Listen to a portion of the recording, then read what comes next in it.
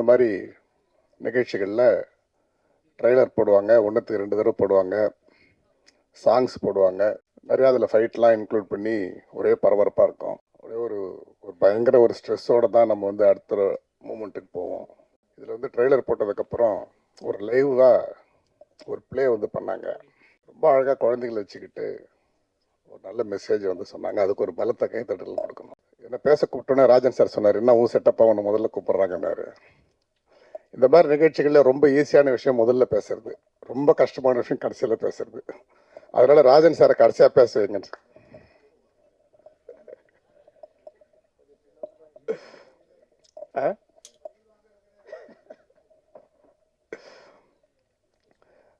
அதே மாதிரி இந்த மேடையில் இருக்கக்கூடிய கதாநாயகனுடைய நண்பர், அவருடைய அப்பாலாம் எங்களுடைய ராமலிங்க சாருங்களுக்குலாம் ரொம்ப க்ளோஸ் ஃப்ரெண்டு.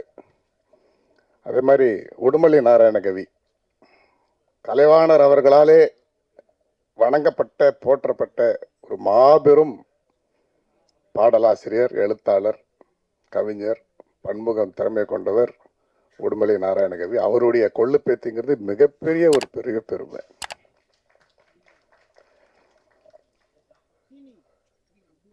ஆயிரக்கணக்கான திருக்குறள், நம்ம எத்தனை திருக்குறள் இருக்கோ 1.25 அடியில் தான் திருவள்ளுவர் எழுதினார். அப்படிப்பட்ட எல்லா திருக்குறளை விட நான் மிகவும் வியந்த வரிகள் உடுமலை நாராயணகவி எழுதிய வரிகள் அப்படின்னு சொல்லி கலைவாணர் போற்றினார். அப்படி ஒரு போற்றியை அவர் எழுதிய வரி என்னன்னு சொன்னால், அரிசி தட்டுப்பாடு தமிழ்நாட்டில் வந்தப்போ அவர் எழுதினார், ஒரு ஜான் வயிறே இல்லாட்டா உலகனில் ஏது கலாட்டா, ஒரு ஜான் வயிறே இல்லாட்டா உலகனில் ஏது கலாட்டா, பசியே மனுஷனுக்கு வராட்டா ஏன் உசிரை வாங்குது பரோட்டா. எல்லாரும் வந்து கோதுமை, மைதா இதுதான் சாப்பிடணுங்கிற ஒரு அழுத்தத்தை வந்து அன்றைய அரசு மக்கள்கிட்ட திணிச்சாங்க. அரிசி தட்டுப்பாடு வந்துச்சு. அதிலிருந்து பொங்கி எழுந்து வந்த விஷயங்கள் தான் அறிஞர் அண்ணா 3 படி லட்சியம் 1 படி நிச்சயம்ன்ற வாக்கு கொடுத்தாரு. ஆட்சிக்கு வந்ததுக்கப்புறம் கொங்கு மண்டலத்தை அதை நிறைவேற்றினார். அது காரணம் உடுமலை நாராயணகவி இருக்கக்கூடிய இடம் அது. அதுலேருந்து வந்த ரிசம்பிளன்ஸ் அது. அங்கே தான் அதை நிறைவேற்றினார். பல வாக்குறுதிகள் கொடுத்த அண்ணா கடைசியில் அதிகாரிகள்லாம் வந்து அவருக்கு ஒரு சார்ட், ஒரு லிஸ்ட்டு போட்டு கொடுத்தாங்க. கொங்கு மண்டலத்தில் 1 மாதத்துக்கு இந்த அரிசி, 1 படி அரிசி, 3 படி இல்லை, 3 படி வந்து அவருடைய கனவாக இருந்தது. சொன்னதை முதல்ல 1 படி, அப்படி 1 படி இந்த கொங்கு மண்டலத்தில் இத்தனை நாள் கொடுத்தா 1 மாதத்துக்கு இவ்வளோ ஆகும், 6 மாதத்துக்கு இவ்வளோ ஆகும், 1 வருஷத்துக்கு இவ்வளோ ஆகும், அப்புறம் கஜானா காலி ஆகிடும் அப்படின்றத ஃபுல்லாக சொல்லி அண்ணா அவர்களுடைய கனவை, அவர் கொடுத்த வாக்குறுதியினுடைய முதல் விஷயமே நிறைவேற்றாமல் தோல்வி அடைஞ்சது. ஏன் இதெல்லாம் சொல்கிறேன்னா, அன்றைய இவ்வளோ பெரிய ஒரு அரசியல் புரட்சிக்கெல்லாம் வித்திட்டவர் அவங்களுடைய கொள்ளு பேத்தி இந்த படத்துடைய கதாநாயகி. அவங்களுடைய கொள்ளு பேத்தி ஒரு கதாநாயகி கொங்கு மண்டலத்தில் வந்து இந்த படத்தில் நடிச்சிருக்கிறாங்க. எப்பேற்பட்ட படத்தில் நடிச்சிருக்காங்க அப்படின்னு சொன்னால், இன்றைய காலகட்டத்தில் இன்றைய மக்களுக்கு ஒரு மிகப்பெரிய ஒரு அரசியல் ரீதியாக எல்லா ரீதியாக விழிப்புணர்வு ஏற்படுத்தக்கூடிய ஒரு கதை களத்தை வந்து புவன் வந்து உருவாக்கியிருக்கார். பாய் ஸ்லீப்பர் செல், அந்த ஒரு கான்செப்ட் சம்மந்தப்பட்ட ஒரு சமூகத்துக்கு ஒரு நல்ல விஷயத்தை சொல்லக்கூடிய ஒரு படத்தில் உடுமலை நாராயணகவியுடைய கொள்ளு பேத்தி நடிக்கிறதுக்கு ஒரு வாய்ப்பு கிடைச்சிருக்குன்னா இது ஒரு பெரிய விஷயம். ப்ரொடியூசர் அவங்க தயாரிச்சிருக்கிறாங்கன்னு சொல்லும்போது நான் ராஜன் சார் பக்கத்தில் உட்காந்துருந்தாலும் நடிகைன்னு நினச்சிட்டேன். பேத்தி, கொள்ளு பேத்தி, ஏன்னா அவருடைய பேத்தி தான். ஏன்னா காமராஜர் வழியில் வாழ்கிறவர் வந்து ராஜன் சார் ஒரு திரைப்பட தயாரிப்பாளர், இயக்குனர். அது மட்டும் இல்லை, அவர் ஒரு மிகப்பெரிய கல்வியாளர். நிறைய இந்த படத்தை பற்றி பேசுறதுக்கு எல்லாருமே இருக்காங்க.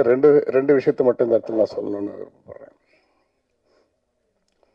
அதில் வந்து அழகாக கேப்ஷன் போட்டிருக்காங்க, region is a political tool. S,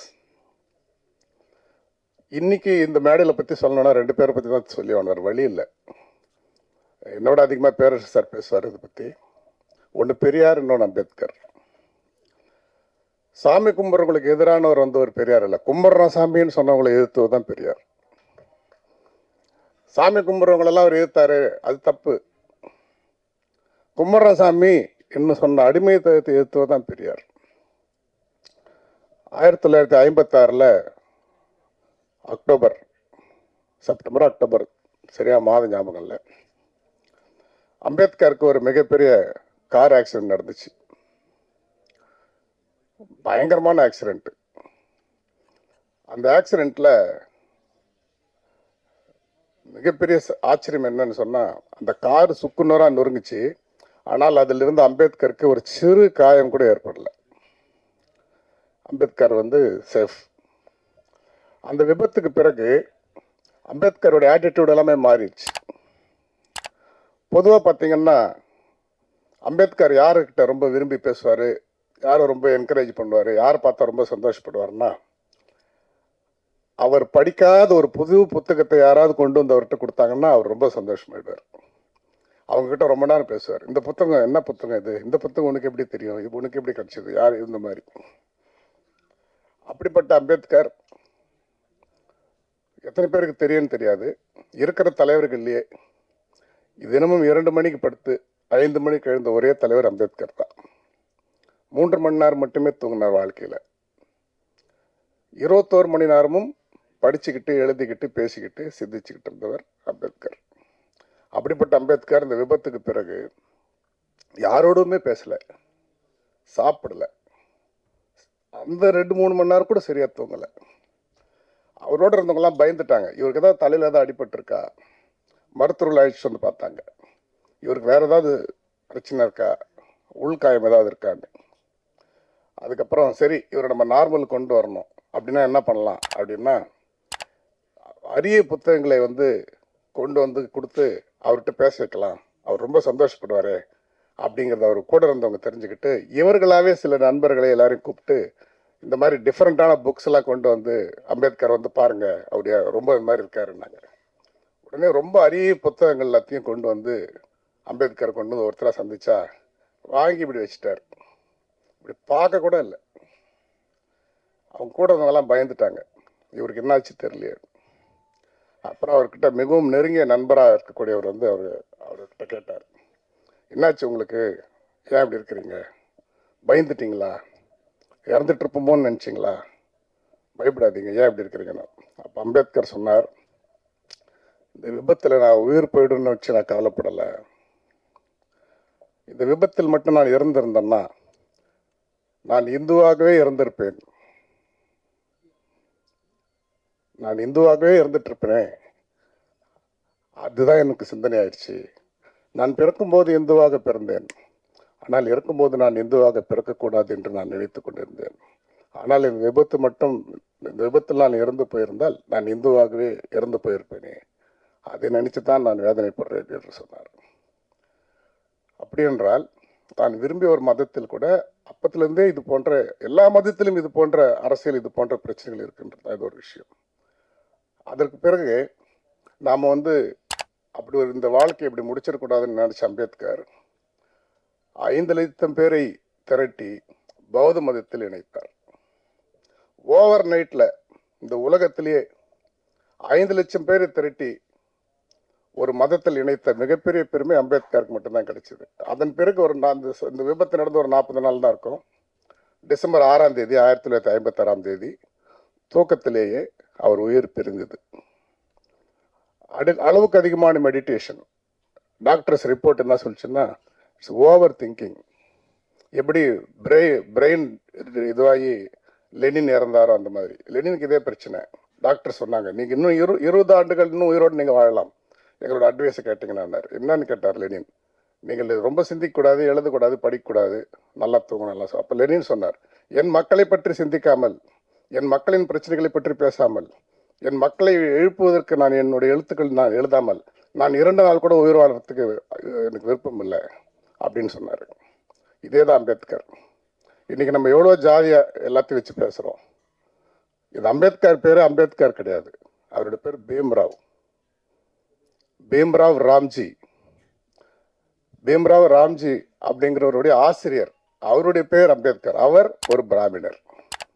சிறு வயதிலே தன்னை ஒதுக்கப்பட்டதுக்காக கண்கலங்கி மாணவனாக நிற்கும் பொழுது அந்த ஆசிரியர் அவரை அழைத்து என்னன்னு கேட்டார்.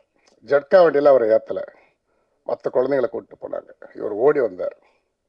அந்த ஆசிரியர் சின்ன மனசு பாதிக்கப்படக்கூடாதுன்னு அந்த ஜட்கா வண்டிக்காரனை கூப்பிட்டு 10 பேரை கூப்பிட்டு போகிறதுக்கான ஜட்கா வண்டிக்கான முழு காசையும் அவர் கொடுத்து தனி இந்த சிறுவனை ஏற்றி ஊர்வலம் வர வச்சார். இன்னைக்கு நம்ம அவர் ஒரு பெரிய பிராமணர்களுக்கு எதிர்ப்பாக நம்ம ஒருத்தரை சொல்கிறோம். ஆனால் இந்த அம்பேத்கர் அப்படிங்கிற பெயரே அவருடைய ஆசிரியர் பெயர். அவர் ஒரு பிராமணர். அதே போல சீவன் சேகன் பால் முதலாக இந்தியாவிற்கு வந்த கிறிஸ்துவர். தரங்கம்பாடிக்கு வந்தார். பிரிண்டிங் மிஷின் அவர் தான் கொண்டு வந்தாங்க. வரும்போதே அந்த புயல் மழையில் அதை கொண்டு வந்த டெக்னீஷியன்லாம் இறந்துட்டாங்க. மிஷின் மட்டும் சேர்ந்துச்சு. ஸோ இங்கே வந்ததுக்கப்புறம் அவர் அதை எடுத்து எல்லாத்தையும் ரெடி பண்ணார். 5000 வகையான அச்சுக்களை தயார் செய்தார். கிறிஸ்துவ மதத்தை பரப்ப வந்த சீகன் பால் இங்கே தமிழ் கற்றுக்கிறார், இலக்கியம் கற்றுக்கிறார். கிறிஸ்துவ மதத்தை பரப்ப வந்த சீகன் பாலுக்கு தமிழ் சொல்லிக் கொடுத்து எல்லாம் சொல்லிக் கொடுத்தவர் யார் என்றால் 2 பேர் தரங்கம்பாடியை சேர்ந்தவர். அந்த 2 பேர் பிராமணர்கள். 2 பேர் அவருக்கு சொல்லிக் கொடுத்தாங்க. அப்போ கடவுளை பற்றி மதத்தை பற்றி சொல்ல வந்தவர் இங்கு கடவுளை பற்றி சொல்வதோட மிகவும் முக்கியமான விஷயம் கல்வியை சொல்லித்தர வேண்டும்னு சொல்லி முதலாக ஸ்கூல் ஆரம்பித்தார் சீகன் பால். தரங்கம்பாடியில் கல்வி கொடுத்தார். முதல்ல கோ எஜுகேஷனை கொடுத்தார். விவேகானந்தர் இந்து மதத்தை உலகம் முழுக்க பரப்பிய விவேகானந்தர், இந்து மதத்தின் அடையாளமாக பார்க்குற விவேகானந்தர், அவரை வெளிநாட்டுக்கு அனுப்பியவர் யார்? இஸ்லாமியர். ஏன் சொல்கிறேன்னு சொன்னால் இவர்களெல்லாம் ஒன்றாக இணைந்து பிணைக்கப்பட்ட விஷயங்கள் தான் இதெல்லாம். யாரும் இல்லாமல் யாரும் இல்லை. ஒரு குழந்தை இன்னைக்கு பெர்ஃபார்ம் பண்ணிச்சு, பார்த்தோன்னே எனக்கு குயிலி ஞாபகம் வந்துச்சு. இன்றைக்கி சுதந்திர போராட்டத்தில் வீரநாச்சியார்லேருந்து ஜான்சிரான்லேருந்து நம்ம எவ்வளோ பேர் எடுத்துக்கிறோம், எத்தனையோ ஹியூமன் பாம் சொல்கிறோம். இந்த உலகில் முதல் ஹியூமன் பாம் யார்? தாழ்த்தப்பட்ட வகுப்பை சேர்ந்த குயிலி.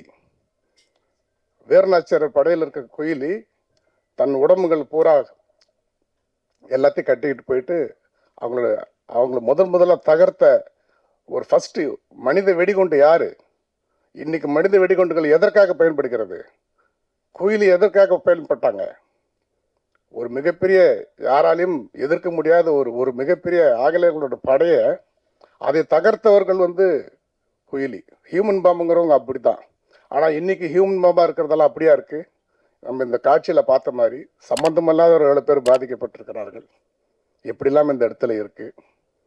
இதெல்லாம் வலியுறுத்தி பவன்குமார் ஒரு கான்செப்ட் பண்ணியிருக்காரு. இது உண்மையிலே இங்கே இல்லை, இந்த இடத்த பொறுத்த வரைக்கும் இப்போ கூட இஸ்ரேல் பாலஸ்தீன வாரெலாம் இருக்குது. ஆனால் இந்த இந்தியாவுக்குள்ளே எந்த விதமான அந்த ஒருத்தரை கொல்றதோ செய்யறதோ அதெல்லாம் ஷேர் பண்ண வேண்டிய அவசியம் கூட இல்லை. ஏன்னா இங்கே எல்லாரும் ஒன்றாகத்தான் இருக்கிறார்கள். இஸ்லாமியர், கிறிஸ்தவர்கள், இந்துக்கள் எல்லாரும் சகோதரர்கள் எல்லாருமே ஒன்றா தான் வாழ்ந்துக்கிட்டு இருக்காங்க, சந்தோஷமாக தான் இருக்கிறாங்க. அவர்களை வைத்து சிலர் அரசியல் ஆதாயத்துக்காகத்தான் எல்லாம் செய்கிறாங்க. இப்போ கூட ஜனவரியில் ராமர் கோயில் திறக்க போகிறாங்க. அதில் என்னென்ன கலவரத்தை யார் என்னென்ன இது சதி பண்ணி இந்த பண்ண போகிறாங்கன்னு தெரியல. உண்மையிலே ஒரு இஸ்லாம் தீவிரவாதி அப்படின்னு சொல்கிறாங்கன்னா அவர் உண்மையிலே இஸ்லாமியராக இருக்க முடியாது. ஏனென்றால் அவர் குரான் படித்தவராக இருந்தார், அவர் அந்த கலவரத்தில் ஈடுபட மாட்டார். ஒரு கீதை படித்தவராக இருந்தால், அவர் உண்மையான இந்துவாக இருந்தால் அவர் அந்த போல கலவரத்தில் ஈடுபட மாட்டாங்க. அதே போல் கிறிஸ்துவன். இப்படிப்பட்ட ஒரு விஷயத்தை மையப்படுத்தி பவன்குமார் அவர்கள் ஒரு படத்தை ரொம்ப அழகாக செஞ்சுருக்காரு. என்னுடைய பிஆர்ஓ சரவணனுக்கெல்லாம் இந்த இடத்துல நன்றி சொன்ன. இவ்வளோ பேரை கேதர் பண்ணியிருக்காரு. இசையமைப்பாளர் அவர் தான் ஒரிஜினல் மியூசிக் ஸ்கோர்னு போட்டிருக்காங்க. அவர் பாருங்கள் எங்கேயோ போய் அவர் அமைதியாக உட்காந்துருக்காரு. கூப்பிட்டதுக்கு அப்புறம் தான் வராரு. இந்த நிகழ்ச்சியினுடைய முக்கியமான கதாநாயகம் அவங்கெல்லாம். இன்றைக்கி ஊடகங்களில் இருக்கிறவங்களுக்கு நம்மளுடைய பத்திரிகை சொந்தங்களுக்கு நான் ஒரு வேண்டுகோள் வைக்கிறேன். இது போன்ற ஒரு சமூகம் சார்ந்த ஒரு விஷயத்த ரொம்ப போராடி ஒரு கஷ்டப்பட்டு இந்த மாதிரி ஒரு படத்தை கொண்டு வராரு. நம்ம எல்லாருமே சேர்ந்து அவங்களுக்கெல்லாம் சப்போர்ட் பண்ணணும் அப்படின்றத கேட்டுக்கிட்டு எனக்கு முதலில் பேச வாய்ப்பளித்த அனைவருக்கும் நன்றி கூறி விடுபடுகிறேன். நன்றி, வணக்கம். ஆனால் எனக்கு முன்னாடி பேசிய அண்ணன் மிகச்சிறந்த பேச்சாளர். அதெல்லாம் அவங்க அப்பா மிகச்சிறந்த பொது உடைமைவாதி. அந்த அந்த தத்துவத்தை இந்த நேரத்தில் வெளிப்படுத்தினாங்க. அது இல்லாமல் இந்த படமும் அதை தான் வெளிப்படுத்துது. இந்த படத்துக்கு முன்னாடி சின்னதாக ஒரு நாடகம் போட்டாங்க, மிகச்சிறந்த ஒரு நாடகம். அந்த குழந்தைகள் சேர்ந்து அருமையாக நடித்து, அந்த பெண் குழந்தை வந்து அவ்வளோ அற்புதமாக நடிச்சது. முடிவில் வந்து மனிதநேயத்தை பற்றி சொன்னாங்க. 91 நம்ம திருவல்லிக்கேணியில் ஒரு மத கலவரம் நடந்தபோது நான் ஒரு கவிதை எழுதியிருந்தேன். மத கலவர களத்தில் செருப்புகள் மட்டும் ஒன்றாக கிடந்தன, மனிதர்கள் பிரிந்து பிரிந்துன்னு ஒரு கவிதை எழுதியிருந்தேன் நான். அந்த கவிதை வந்து அந்த நேரத்தில் ரொம்ப பேசப்பட்ட ஒரு கவிதை. எல்லா கவிதையுமே மனிதநேயத்தை வலியுறுத்தி தான் நான் எழுதுகிறேன். அப்படி தான் திரைப்படங்களையும் எழுதிட்டு இருக்கேன். இந்த திரைக்குழுவில் இருக்கிற எல்லாருக்கும் என்னுடைய வாழ்த்துக்கள் தெரிவிச்சுக்கிறேன். முக்கியமாக ஆதவன் வந்து எனக்கு பல வருஷமாக நண்பர். அவருடைய நண்பர் பாலு கிட்டத்தட்ட நான் சினிமா முயற்சி பண்ணும்போது இயக்குனர் சங்கத்தில் அவர் ஒரு பொறுப்பில் இருந்தார். அப்போது என்னை கை தூக்கி என்னை எல்லா இடத்துக்கும் கூட்டிகிட்டு போனவர் தான் நண்பர் பாலு.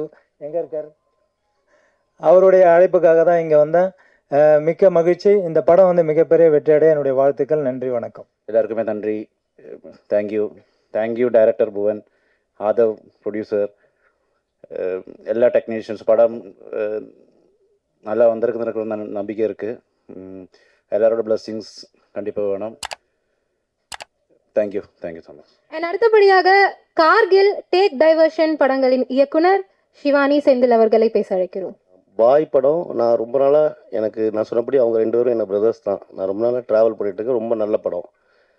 ஆனால் இந்த நேரத்தில் நான் ஒன்றே மட்டும் சொல்லணும்னு நினைக்கிறேன். நல்ல படங்கிறது வந்து சினிமாவில் எப்படி எடுத்துக்கிறாங்கன்னு தெரில. இப்போ வசூல் பண்ணுற படங்கள் மட்டும்தான் மக்களுக்கு சந்தோஷமாக இருக்குது. ஆனால் இந்த நல்ல படத்தை நம்ம எங்கே கொண்டு போய் சேர்க்கறது, அதை நம்ம நல்ல படத்தை எங்கே கொண்டு போய் சேர்க்கறதுன்னு தெரியல. சினிமா எல்லாருக்கும் பிடிக்கும். ரொம்ப கஷ்டப்பட்டு அதுக்காக சினிமாவில் நான் கஷ்டம்னு சொல்கிறது வந்து காலம்தான். ஒருத்தன் படம் எடுக்கணும், டைரக்டர் ஆகணும், ஆர் ப்ரொடியூசர் ஆகணும், ஆக்டர் ஆகணும்னு நினச்சாங்கன்னா காலங்கள் தாண்டி வரணும். அது குடும்பத்தில் எல்லாத்துக்கும் ஒரு கஷ்டம் இருக்குது. கஷ்டத்தை கூட ஈஸியாக தாங்கிடலாம். அதுக்கப்புறம் நமக்கு தேவையே படாத அவமானம்னு வந்து சேரும். அதை தாங்கிறது ரொம்ப கஷ்டம். அதையும் தாண்டி ஒரு படத்தை ரிலீஸ், இந்த மாதிரி ஒரு ட்ரெய்லர் லான்ச், இது ஒரு பெரிய சந்தோஷம் தான் நினைப்போம். ஆனால் இதுக்கு அப்புறம் கிடைக்கக்கூடியது என்னன்னு யாருக்குமே தெரியாது. ஒரு படத்தை ஜெயிக்கிறதுங்கிறது என்ன நல்ல படம் தான். அதுக்கப்புறம் அது எங்கே போய் சேருது, எப்படி சேருது, அந்த பணம் திரும்பி வருதான்னு கேட்டால் யாருக்குமே தெரியாது. 100ல் 1 படம் தான் ஜெயிக்குது. ஆனால் அந்த படமும் நல்ல படமான்னு கேட்டால் வசூல் கிடச்சிரும், ஆனால் ஜெயிக்கிறது கிடையாது. ஸோ இது இந்த மாதிரி ஒரு சினிமாவோட கஷ்டத்தை தீர்க்க முடியுமான்னு தெரில. ஆனால் அதை பற்றி பேசிட்டா இருப்போம். எப்பமா ஒரு நாள் தீரும். அது வரைக்கும் நம்ம கஷ்டப்பட்டு படம் எடுக்கவங்க எடுத்துகிட்டே தான் இருப்பாங்க. இந்த படமும் ஜெயிக்கிறங்க நம்பிக்கையில் இருக்கிறோம். கண்டிப்பாக ஜெயிக்க எல்லாரும் ட்ரை பண்ணுவோம். தேங்க்ஸ். அடுத்தபடியாக படத்தின் வில்லன் நடிகர் சீமான் அப்பாஸ் அவர்களை பேச அழைக்கிறோம். இந்த வாய்ப்பை கொடுத்த டைரக்டர் புவன் சாருக்கு ரொம்ப நன்றி. ஆதவ் சாருக்கு ரொம்ப நன்றி. எல்லாருக்கும் நன்றி, வணக்கம். அடுத்தபடியாக பாய் திரைப்படத்தின் கோ ப்ரொடியூசர் ஸ்ரீனியா அவர்களை பேச அழைக்கிறோம். Sorry, producer please come. பாய் என்னோட ஃபர்ஸ்ட் மூவி. இந்த படம் நான் ப்ரொடியூஸ் பண்ணியிருக்கேன். இந்த படம் பார்த்தீங்கன்னா சஸ்பென்ஸ் த்ரில்லர் லைக் பண்ணுற எல்லாருக்குமே ரொம்ப பிடிக்கும். இந்த படத்தில் நிறையா ட்விஸ்ட், நிறைய இன்ட்ரெஸ்டிங் சீன்ஸ், நிறைய க்யூட் ட்விஸ்ட் எல்லாம் இருக்குது. அது மட்டும் இல்லாமல் இந்த சொசைட்டியில் நடந்துட்டு இருக்கிற இனிமே நடக்க போகிற ஒரு சில விஷயங்கள், அது வேற மாதிரி நடந்தால் எப்படி இருக்கும், அந்த மாதிரி ஒரு சில விஷயங்கள்லாம் நாங்கள் இந்த படத்தில் பதிவு செஞ்சுருக்கோம். ஐ திங்க் இது தமிழ் சினிமாவுக்கு கண்டிப்பாக ஒரு புது படைப்பாக தான் இருக்கும். கண்டிப்பாக எல்லாரும் நீங்கள் பாருங்கள், ரியலைஸ் பண்ணுவீங்க. அப்புறம் I would like to thank my team. எல்லாருமே ரொம்ப ஹார்ட் ஒர்க் பண்ணாங்க. டிஃபிகல்ட் டைம்ஸில் எல்லோரும் ரொம்ப கோஆர்டினேட் பண்ணாங்க. So it's very big thing. யாருமே எதுவுமே சொல்லாமல் கஷ்டப்படாமல் whatever we asked they did. It was so nice of them. And thanks for the media, the guests and all the respected people to come here. Thank you so much. So அடுத்தபடியாக guilt சங்க தலைவர் Jaguar தங்கம் அவர்களை பேச அழைக்கிறோம். பாய் அதான் அப்படின்னு சொல்லிக்கலாம். Producer எங்கள் கில்டு மெம்பரு, அடிக்கடி வருவாங்க. டைரக்டரும் வந்து மிக திறமையான மனிதர். இந்த டைட்டிலுக்கு ரொம்ப கஷ்டப்பட்டு இஷ்டப்பட்டு வாங்கிட்டாரு. ஆனால் நான் சொன்னேன், ஒரு டைரக்டர் டேலண்ட்டை பார்த்து அப்பவே சொன்னேன், இந்த படம் பெருசாக இருக்கும் சார் அப்படின்னேன். ட்ரெய்லர் பார்க்கும்போது சொல்லுது ஒரு பெரிய வெற்றி படம் நிச்சயமாக, அதில் எந்த மாற்று கருத்தும் கிடையாது. ஹீரோ ரொம்ப பிரமாதமாக நடிச்சிருக்காரு, உண்மையிலே சந்தோஷம். அதே மாதிரி வில்லன் நடிகர் அற்புதமாக நடிச்சிருக்காரு. அதில் எல்லாருமே வந்து அவங்கவுங்க வேலையை நல்லா பார்த்துருக்காங்கன்னு நினைக்கிறேன். அது அது வந்து ட்ரெய்லர்லேயே தெரிஞ்சிருச்சு, படம் வெற்றி படம் அப்படிங்கிறது தெரிஞ்சிருச்சு. நிச்சயமாக இந்த டீம் பெரிய வெற்றி பெறணும் அப்படின்னு மனமார வேண்டுறேன். ராஜன் சார் வந்திருக்காங்க, ரொம்ப அற்புதமாக ஒன்ன மனிதர், எல்லாருக்கும் உதவி பண்ணுறது அவர் குறிக்கோள். டிஎஸ்ஆர் சுபாஷ், அவர் மண்டையில் கம்ப்யூட்டர் வச்சுருக்காரு, கம்ப்யூட்டரே எவர் தானே தெரில, எந்த இதையும் எடுத்து எடுத்து பேசுகிறாரு. சரி வேண்டாம், அந்த மேட்ரு வேண்டாம். அப்போ மாதிரி நம்ம பேரரசர், பேரரசர் அவர் பேசுகிற கேட்கத்தான் எல்லாருக்கும் நல்லாயிருக்கும். ரொம்ப அற்புதமாக பேசும். ஜீவா சார் உண்மையிலே பெரிய மனம் படைத்தவர் ஜீவா. எல்லோரும் வந்திருக்கீங்க, ரொம்ப வாழ்த்துக்கள். இந்த படம் மிகப்பெரிய வெற்றி படம் அடையணும். எடிட்டர் பேசவே மாட்டேன்ட்டார், கேட்டால் எங்கள் வீட்லேயே எடிட் பண்ணி தான் சார் பேசுவாங்கிறாரு. அந்த மாதிரி பேசுவாராம். மியூசிக் டைரக்டர் அற்புதமாக பேசினார். வில்லன் தான் ரொம்ப அழகாக பேசினார். ரொம்ப சந்தோஷம். இந்த படம் பெரிய வெற்றி அடையணும். இதில் இந்த குழந்தைங்க வந்து நடித்தாங்க, இந்த குழந்தைங்களை ஒரு கைத்தட்டு தட்டுங்க. பிரமாதமாக நடித்தாங்க, எல்லாருமே நல்லா பண்ணாங்க. அவங்க அப்பா அம்மா கொடுத்து வச்சவங்க நினைக்கிறேன். எல்லாம் அப்பா அம்மா மறக்காதீங்கப்பா, நடிக்க வந்தோன்னா அப்பா அம்மா மறந்துடுவாங்க. நன்றியே கிடையாது இந்த நாட்டில். வந்து நான் இப்போ சுபாஷ் சார்கிட்ட சொன்னேன், இப்போ வந்து மிருகங்களுக்கு தான் நிறையா நன்றி உணர்வு இருக்குது, மனிதர்களுக்கு நிறையா பேர் கம்மியாகிடுச்சு. நீங்கள் எதனா ஒரு உதவி பண்ணால் கூட பாத்திரம் அறிஞ்சு பிச்சை போடுன்னு அந்த காலத்தில் சொல்லி வச்சாங்க. பாத்திரம் அறியாமல் பிச்சை போட்டால் பெரிய கஷ்டம். ஏன்னா யார் நல்லவன் யார் கெட்டவனு தெரியாது, துரோகி நிறையா பேர் இருப்பான். இப்போ எவனாவது வளர்ந்துக்கிட்டு தான் அவனுக்கு காலை பிடிச்சி, நண்டுக்காது தெரியும்ல, ஒரு நண்டு மேலே ஆச்சுன்னா அடுத்த நண்டு எழுத்து கீழே விட்டுரும், போங்கடா ஒரு படம் எல்லாம் சேர்ந்து சாவும். அந்த மாதிரி நன்றி இல்லாத மனிதர்கள். இப்போ யூடியூப்லலாம் பார்த்தோன்னா ஒரு மீனை ஒருத்தர் பிடிச்சி வைக்கிறாரு, அந்த மீனை காப்பாற்றணுன்னே அந்த மீனை தள்ளி தண்ணிக்குள்ளே விடுது நாய். என்ன ஒரு பூனைக்குட்டி வந்து பாடுது, பூனைக்குட்டி. அந்த மாதிரி இன்றைக்கி வந்து எல்லா மிருகங்களும் வந்து நன்றி உள்ளதாக ஆயிடுச்சு, மனிதர்கள் வந்து நன்றி கம்மியாயிடுச்சு. எனக்கு தெரிஞ்சு இந்த படைப்பு ரொம்ப சிறப்பாக படைச்சிருந்தாங்க. வெடிகுண்டு மேட்டரை சொன்னாங்க, அதில் வந்து சொன்னாங்க யாரோ ஒருத்தர் வெடிக்கிறதுக்கு இந்த மாதிரி மன்னிப்பு கேட்டுச்சு. அந்த தம்பி மன்னிப்பு கேட்டாப்புல. அது மனிதர்களாக இருந்தால் வெடிகுண்டு வைக்க மாட்டாங்க, ஏன்னா அவனுக்கும் ஒரு குடும்பம் இருக்கும், அந்த குடும்பத்தை அவன் பார்க்கறது இல்லையா தெரில. ஆனால் அரசாங்கம் என்ன பண்ணணும், வெடிகுண்டு எவன் வைக்கிறான்னா அவன் குடும்பத்தை முதல்ல போடணும். அப்போ தான் அவன் வந்து வெடிகுண்டு வைக்க மாட்டான். கொஞ்சம் பாசம் இருக்கும் அவனுக்கு, அவன் புள்ள இருக்குது, அவங்க அம்மா இருக்காங்க, பொண்டாட்டி இருப்பாங்க, பாசம் இருக்கும். ஆனால் அந்த இதெல்லாம் மூளை சாவலவை அப்படின்னு பண்ணி வெடிகுண்டு வைக்க சொல்லுவாங்க. அதனால் வெடிகுண்டு வைக்கிறதுனால எவ்வளோ நஷ்டம், எவ்வளோ பெரிய பெரிய ஆளாக வர வேண்டியவங்களாம் எவ்வளோ பேர் நஷ்டங்கிறது நம்ம மாதிரி தெரியும், நம்ம நிறையா பார்த்துருக்கோம், தெரியும். என் படம் கூட இந்தியான்னு ஒரு படம் ஷூட் முடிச்சுட்டேன், எனக்கு அது சம்மந்தமான படம் தான். இப்படி இதுவும் ரொம்ப அற்புதமாக பண்ணியிருந்தாங்க. அதில் வந்து ஹீரோ பேசுகிற டைலாக்லாம் அற்புதமாக இருந்துச்சு. டைரக்டர் தான் பாராட்டு சொல்லணும், தைரியமாக எடுத்துருக்கீங்க. உண்மையிலே எதிர்ப்பு இருக்கா எதிர்ப்பு இல்லையா தெரியல எனக்கு, ஆனால் தைரியமாக இருக்குங்க. உண்மையில் உங்களுக்கு டைரக்டர் ஒரு கைத்தட்டல் கற்றுங்க சார். உண்மையிலே ஒரு நிமிஷம். அவர் உண்மையிலே டைரக்டரோட அப்பா வந்திருக்காங்களாம் சார், பாராட்டுதல் சார் எங்கே இருந்தாலும் உங்களுக்கு. ஏன்னா உண்மையிலே ஒரு திறமையான ஒரு டைரக்டரு அவரை கொடுத்துருக்கீங்க தமிழ் சினிமாவுக்கு. நிச்சயமாக நான் சொல்லிக்கிட்டே இருப்பேன் அவர்கிட்ட. நான் இந்த இடத்துல சொல்ல, ஆஃபீஸ்லேயே சொல்லுவேன். அவர் பேசும்போது அவர் பார்க்கும்போது ஒரு எல்லாமே எனக்கு தெரியும். அதனால் இந்த படம் பார்க்கும்போது நான் நினச்சேன் நிச்சயமாக பெரிய வெற்றி படங்கிறதுல எந்த மாற்று கருத்தும் கிடையாது. ஹீரோ அடிக்கடி வருவார். அவர் ஹீரோ வந்து அதை வந்து என்ன சொல்கிறது, அவ்வளோ அற்புதமாக ஒரு நடிகர். உடம்பு அப்புறமா பாதுகாப்பாக வச்சுருக்காரு சார், இப்படியே வச்சுக்கணும், இதே மாதிரி வச்சுக்கணும். ஏன்னா புரட்சித் தலைவர் எம்ஜிஆர் அவர்களை பாடி எப்படி வச்சுருந்தாரோ அது அவர் இறக்குற வரைக்கும் உடம்பு அப்படி தான் வச்சுருந்தார். உடம்பு நல்லா வச்சுருக்காரு சார். அவர் இலைக்குன்னா என்ன மாதிரியா, என்னோட சினிமாவா சார்? என்னையே இழைச்சிட்டாங்கிறாங்க. வயசு 72 தான் சார், அதுக்கு என்ன பண்ணுறது? நான் ஒழுக்கமாக இருக்கேன், சினிமாவில் இருக்கேன். இன்றைக்கு வரைக்கும் டீ சாப்பிடல, வெத்தலை பாக்கு போட மாட்டேன், தண்ணி அடிக்க மாட்டேன்.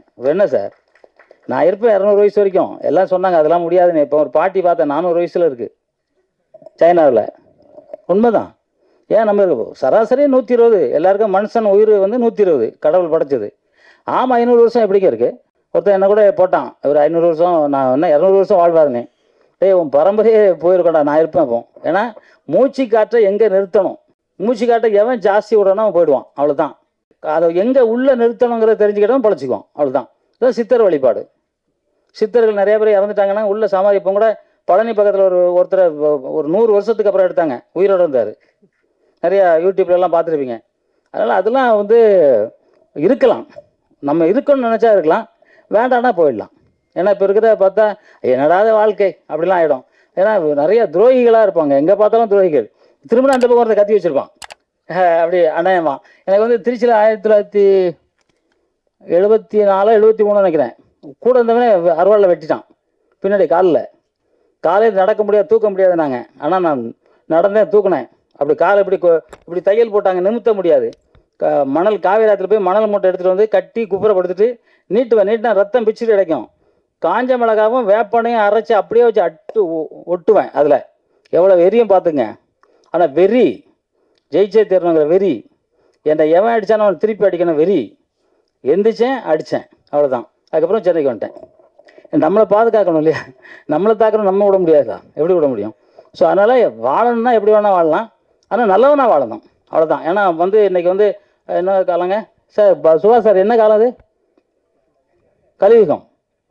கலியுகத்தில் எல்லாம் துரோகியாக தான் இருப்பாங்கன்னு சொன்னாங்க. அந்த காலத்துலேயே சொல்லிட்டாங்க. எப்போ சித்தர்கள் பல ஆயிரம் வருஷத்துக்கு முன்னாடியே சொல்லிட்டாங்க. அதாவது துரோகிகள் இருப்பாங்க. துரோகிகள் நம்ம பார்த்து தான் போகணும். அதாவது துரோகிகள் வாழ்ந்தது சரித்திரம் இல்லை. புரட்சித் தலைவர் சொல்லுவார், அதாவது ஒருத்தன் வந்து அவன் திருடுனான்னா அவனை பார்த்துட்டு நீ பேசாமல் போனால் நீனும் திருடான் பாரு. ஒருத்தர் திருடுறான்னா அவனை பார்த்துட்டு நம்ம பேசாமல் போனால் நம்மளும் திருடணும். பார்த்தா அதை சொல்லணும்னாரு. அப்போ தான் ஒரு என்ன இருக்குது, திருடி கொண்டு போய் இன்றைக்கி தான் தலைவரோட இது பார்த்தேன். பணம் சம்பாதிச்சு என்ன பண்ண போகிறோம்? சாப்பாடு வேணும், ஒரு தங்குறதுக்கு இடம் வேணும், வேறு என்ன வேணும்? குருவிகள்லாம் என்ன அதோ வீடு கட்டி சம்பாதிச்சிட்டு இருக்கா? கரெக்டாக இல்லை. அது உங்கள் ஆமை என்ன இருக்குது, 500 வருஷம் வாழ்ந்துக்கிட்டு இருக்கு. அதனால் எல்லாரும் நல்லா வாழணுங்கிறது தான் என்னோட எண்ணம். பாய் இந்த படம் திருப்பி சொல்லுங்கள். ஏன்னா நான் வேறு மாதிரி சொல்லியிருப்பேன், நான் ஸ்கூல் போகல நான். அதனால் இந்த படம் எல்லா இதையும் தவிடு பொடியாக்கி வெற்றி வாகை கூடிய சீக்கிரமாக நிச்சயமாக இந்த படம் வெல்லும் அப்படிங்கிறதுல எந்த வித மாற்று கருத்தும் இல்லைங்கிறத என் மனமாற சொல்கிறேன். படம் ஜெயிக்கும். இந்த படம் இந்த டீம் அப்படியே வெற்றி பெற, தொடர்ந்து வெற்றி பெற மனமார்ந்த வாழ்த்துக்களை தெரிவிச்சுக்கிட்டு, எப்பவுமே சொல்கிற மாதிரி அம்மா அப்பாவை மதிங்க. உலகத்தில் தாய்க்கு மிஞ்சி ஒரு தெய்வமே கிடையாது. அந்த தெய்வத்தை எவன் மதிக்கலையோ அவன் வாழ்ந்ததா சரித்திரமும் கிடையாது. அதுக்காக தந்தை மட்டமான நாள் நினச்சிக்காதீங்க. தந்தை இல்லாமல் உலகமே கிடையாது. தந்தை வந்து கடவுளுக்கு இன்னும் கொஞ்சம் மேலே போகணும்னு சொல்லலாம். கடவுளாக கொஞ்சம் அப்படி இப்படி பார்ப்பாரு. ஆனால் ராஜா அண்ணன் காதை புத்துரு தமிழ்நாடு ஃபுல்லாக தெரிஞ்சு போச்சு. பேசும்போது ராஜா அண்ணன் மட்டும் காதை புத்துவார், ஆனால் பேரரசு அப்படியே கேட்டுக்கிட்டு இருப்பாரு அப்படின்னு சொல்லுவாங்க. ராஜா அண்ணன் கத்துறாரு, வச்சு கொத்துறாரு, கத்தலை. ஆனால் அவர் மேடையில் கத்துறதே நான் பார்த்துருக்கேன். ஏன்னா எனக்கு வெறி, என் உயிர் தமிழ். அந்த தமிழை எவனும் அடித்தான் தொட்டானா எனக்கு கோவம் வரும், அந்த வெறி. ஏன்னா நான் பாதிக்கப்பட்டிருக்கேன். தமிழ்லன்னா அடிச்சிருக்கானுங்க, தமிழன்னா சும்மானா போலீஸை கம்ப்ளைண்ட் போட்டு உள்ளே போட்டிருக்காங்க. எல்லாம் எனக்கு தெரியும், பாதிச்சிருக்கேன். அதனால் அந்த பாதிப்பு என் நாட்டில் எவன் வேணாலும் வந்து பொழைச்சிக்கிறாங்கிறதுலாம் கிடையாது. என் நாட்டில் தமிழன் பொழைக்கணும், அவ்வளோதான். அதில் எந்த மாற்று கருத்தும் கிடையாது. என் வீட்டில் என் தமிழன், என் நாட்டில் என் தமிழன் பொழைக்கிறதுல எவனுக்கு எவன் சொன்னாலும் சரி, அதை பற்றி எனக்கு ஐ டோன்ட் கேர். தமிழன் நல்லா இருக்கணும், எல்லாரும் நல்லா இருக்கக்கூடாதுன்னு சொல்ல மாட்டேன். தமிழன் நல்லா இருக்கணும் அங்கிறது என்னோட வெறி, ஆசை, லட்சியம். அதில் யாரும் எந்த இடத்துலையும் நம்மளை சொல்ல முடியாது. ஏன்னா நான் வந்து எல்லா நாட்டுக்கும் போயிருக்கேன். எல்லா நாட்டிலையும் வந்து மாடு அம்மா மட்டும் தான் கூப்பிடுது. ஒரு நாட்டிலையும் இங்கிலீஷோ ஹிந்தி எந்த லாங்குவேஜ்லையும் பாடல. ஆனால் அந்த தமிழ் வாழ்க, தமிழ் வெல்க, தமிழன் வென்றே தீர்வான். நன்றி, ஜெய்ஹிந்த். Hi, hello. இங்கே வந்திருக்கிற எல்லாருக்கும் என்னோட வணக்கம். Dance master Soumya. பட் இந்த மூவியில் நான் வந்து கொரியோகிராஃப் பண்ணலை. இதில் ஒரு ஸ்மால் கேரக்டர் ஒன்று பண்ணியிருக்கேன். அந்த கேரக்டர் கொடுத்த Athuvan sir and Bhuvan sir, director சாருக்கு என்னோட நன்றி சொல்லிக்கிறேன். பின்ன இந்த மூவி இந்த பாய் மூவி கண்டிப்பாக வெற்றி வரணும். அதுக்காக நான் ப்ரேயர் பண்ணிக்கிறேன். And once again thank you so much. And already நான் சொன்ன மாதிரி தயாரிப்பாளர், நடிகர், இயக்குனர், யூடியூப்களின் செல்லப்பிள்ளை கே ராஜன் சாரை பேச அழைக்கிறோம். இந்த பாய் படத்தின் தயாரிப்பாளர், கதாநாயகன், அற்புதமான உடல் அமைப்பை கொண்ட ஆதவா ஈஸ்வர்.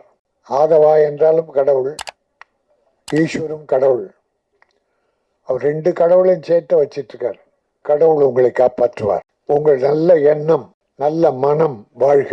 நீங்கள் எடுத்த இந்த முயற்சி தமிழ் சினிமாவில் மிகப்பெரிய வெற்றி பெற்று பல்லாயிரக்கணக்கான தொழிலாளர்களையும் பல கோடி தமிழர்களையும் மகிழ்விக்க வேண்டும் என நான் ஆதவனாகிய ஈஸ்வரனை வேண்டுகிறேன். பாய் பாய் என்றால் சகோதரன், சகோதரன் என்று பொருள். பாய் பாயின்னு கூப்பிடுறேன்ல, அண்ணன் அண்ணன் தம்பி, அதான் பாய்னா சகோதரன். எல்லோரும் சகோதரர்கள். எந்த தாய் வயிற்றில் நாம் பிறந்திருந்தாலும் மனித குலத்தில் பிறந்தவர்கள் சகோதரர்கள். ஆக அந்த சகோதரத்துவம் எல்லார் மனதிலும் பதிந்தால் இந்த நாடு நன்றாக இருக்கும், மனித குலம் வாழும். ரெண்டே ரெண்டு தான், இட்டார் பெரியோர் இடாதார் இழிகுலத்தோர். கொடுத்தவர்கள் தானம் தர்மம் ஈகை அதை செஞ்சவங்க பெரியவங்க ஒரு ஜாதி. கொடுக்க மாட்டேச்சுமோ என்னது இது என்று யாருக்கும் ஈயாதவர்கள் இழி கொடுத்தவர்கள் நம்ம பெரியவங்க சொல்லிட்டு போயிருக்காங்க.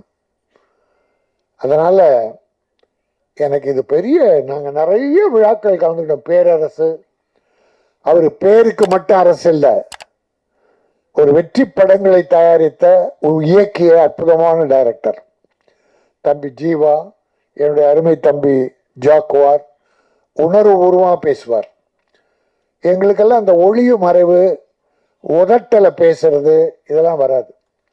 என் தம்பி சுபாஷ் எவ்வளோ பெரிய விஷயங்களை சொன்னான்.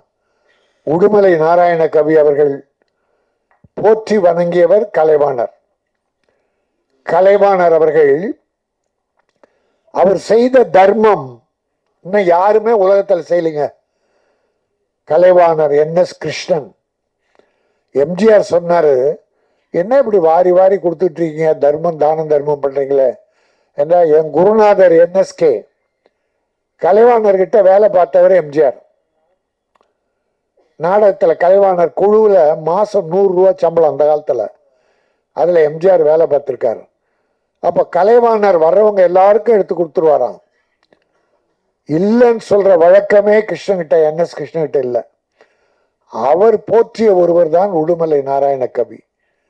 அவருடைய கொள்ளு பேத்தி, அந்த பாப்பா என்னுடைய பேத்தி தான்.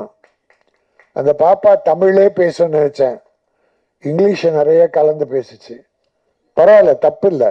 ஆனா தமிழை, தாத்தா பேரை காப்பாத்துமா. தமிழ் தமிழ் இனிமையானது, வலிமையானது, அடுத்தவரை வாழ வைக்கக்கூடியது. இந்த குழந்தைகளை வச்சு ஒரு அழகா ஒரு நாடகம் வித்தியாசமா இருந்தது. இந்த விழாவே வித்தியாசமா இருந்தது.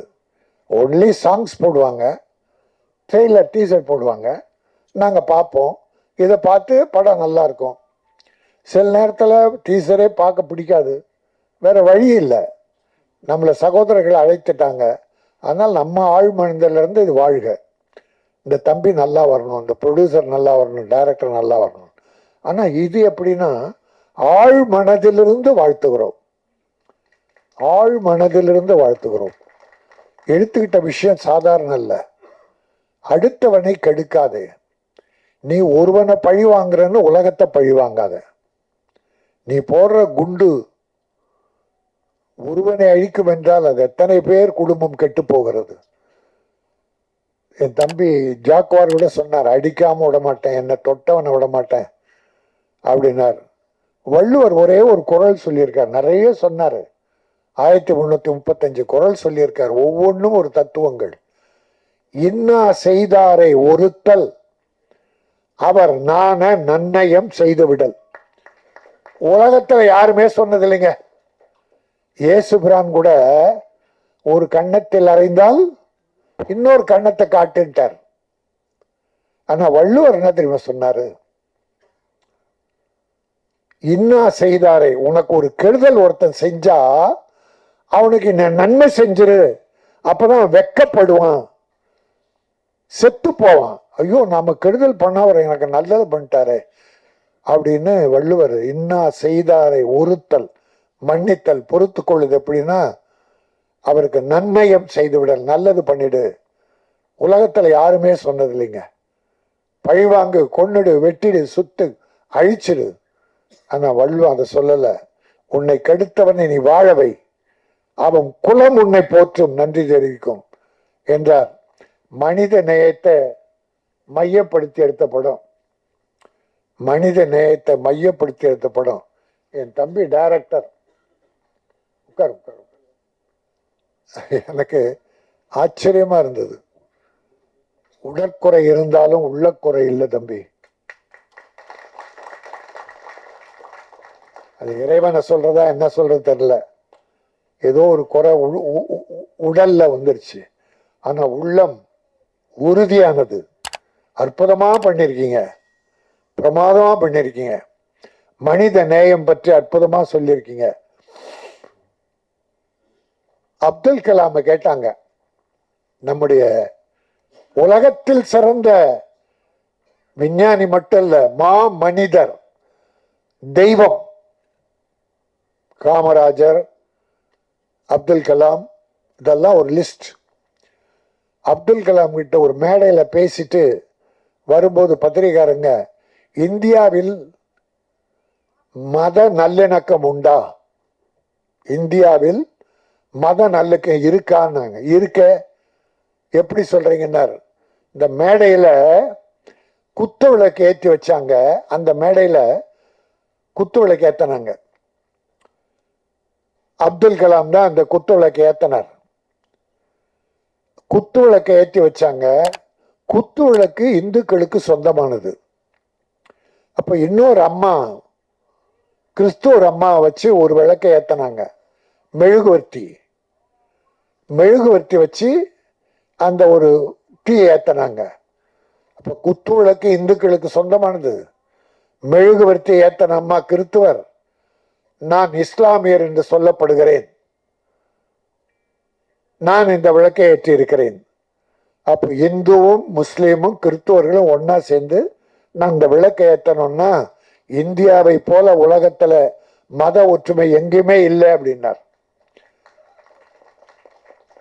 இன்னொன்னு கேட்டாங்க, நீங்க இப்ப ஜனாதிபதி ஆயிட்டீங்க, பொக்ரான்ல அணுகுண்டு வெடிச்சிங்க, ராக்கெட் விட்டீங்க, இது எல்லாத்த விட நீங்க எது உங்கள் மனதை, ஆழ் மனதை இனிமைப்படுத்தியது, உங்களை மகிழ்வித்தது எது, நீங்க ஆத்ம திருப்தி அடைந்தது எது? பொக்ரான் வெடிகுண்டா, ஜனாதிபதி பதவியா, ராக்கெட் விட்டதான்னு கேட்டாங்க. இது மூன்றுமே இல்லைன்ட்டார். இது மூன்றுமே இல்லை. ஹைதராபாத்திலே போலியோவால் பாதித்த குழந்தைகள், பல குழந்தைகள்ல ஒரு பெண் குழந்தை அந்த நடக்க முடியாம ஒரு 4 கிலோ வெயிட் உள்ள ஒரு இரும்பு உபகரணம் செய்து காலில் மாட்டி அந்த குழந்தை நடக்க முடியாம இழுத்து இழுத்து இழுத்து நடந்திருக்கு. அதை ஒரு நண்பர் சொன்னார், இது ஏதாவது செய்யக்கூடாதான். உடனே அப்துல் கலாம் 400 கிராம் உடைய ஒரு அது என்ன பொருள் நினைவில்லை,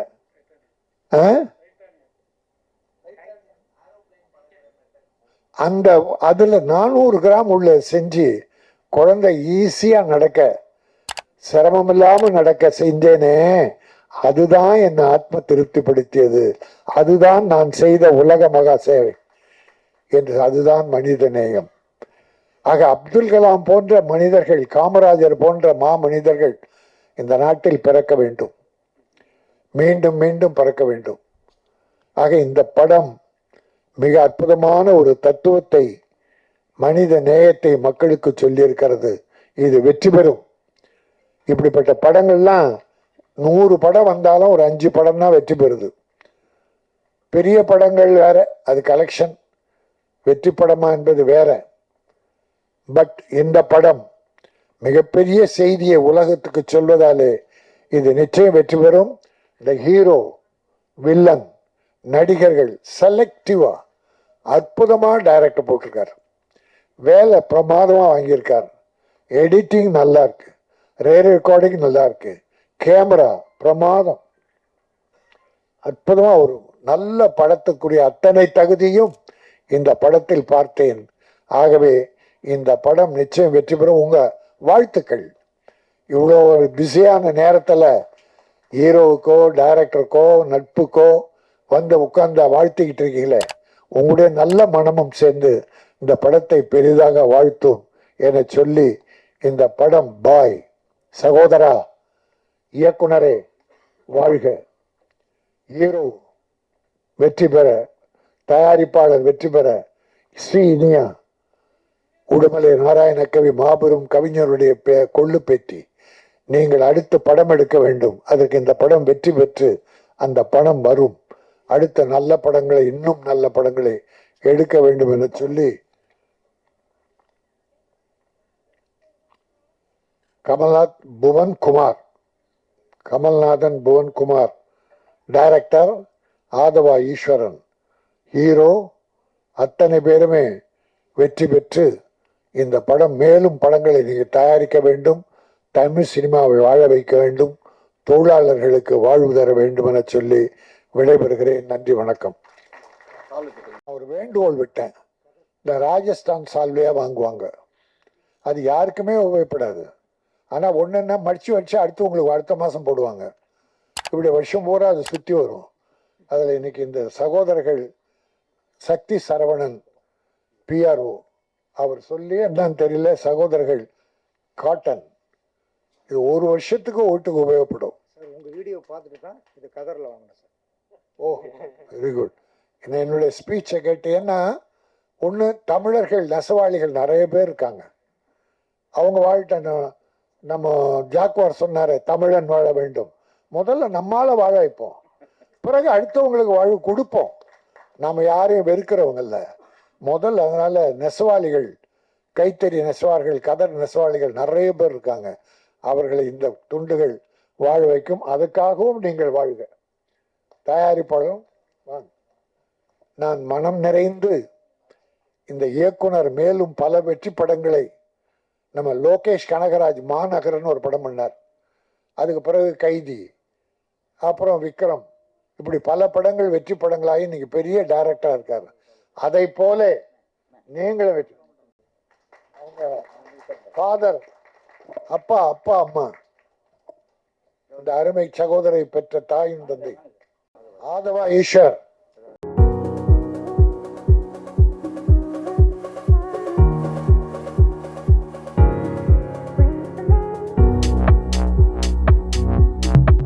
இட்ஸ் டைம் ஃபார் கேப்டன் அப்படின்னு கூட சொல்லலாம்.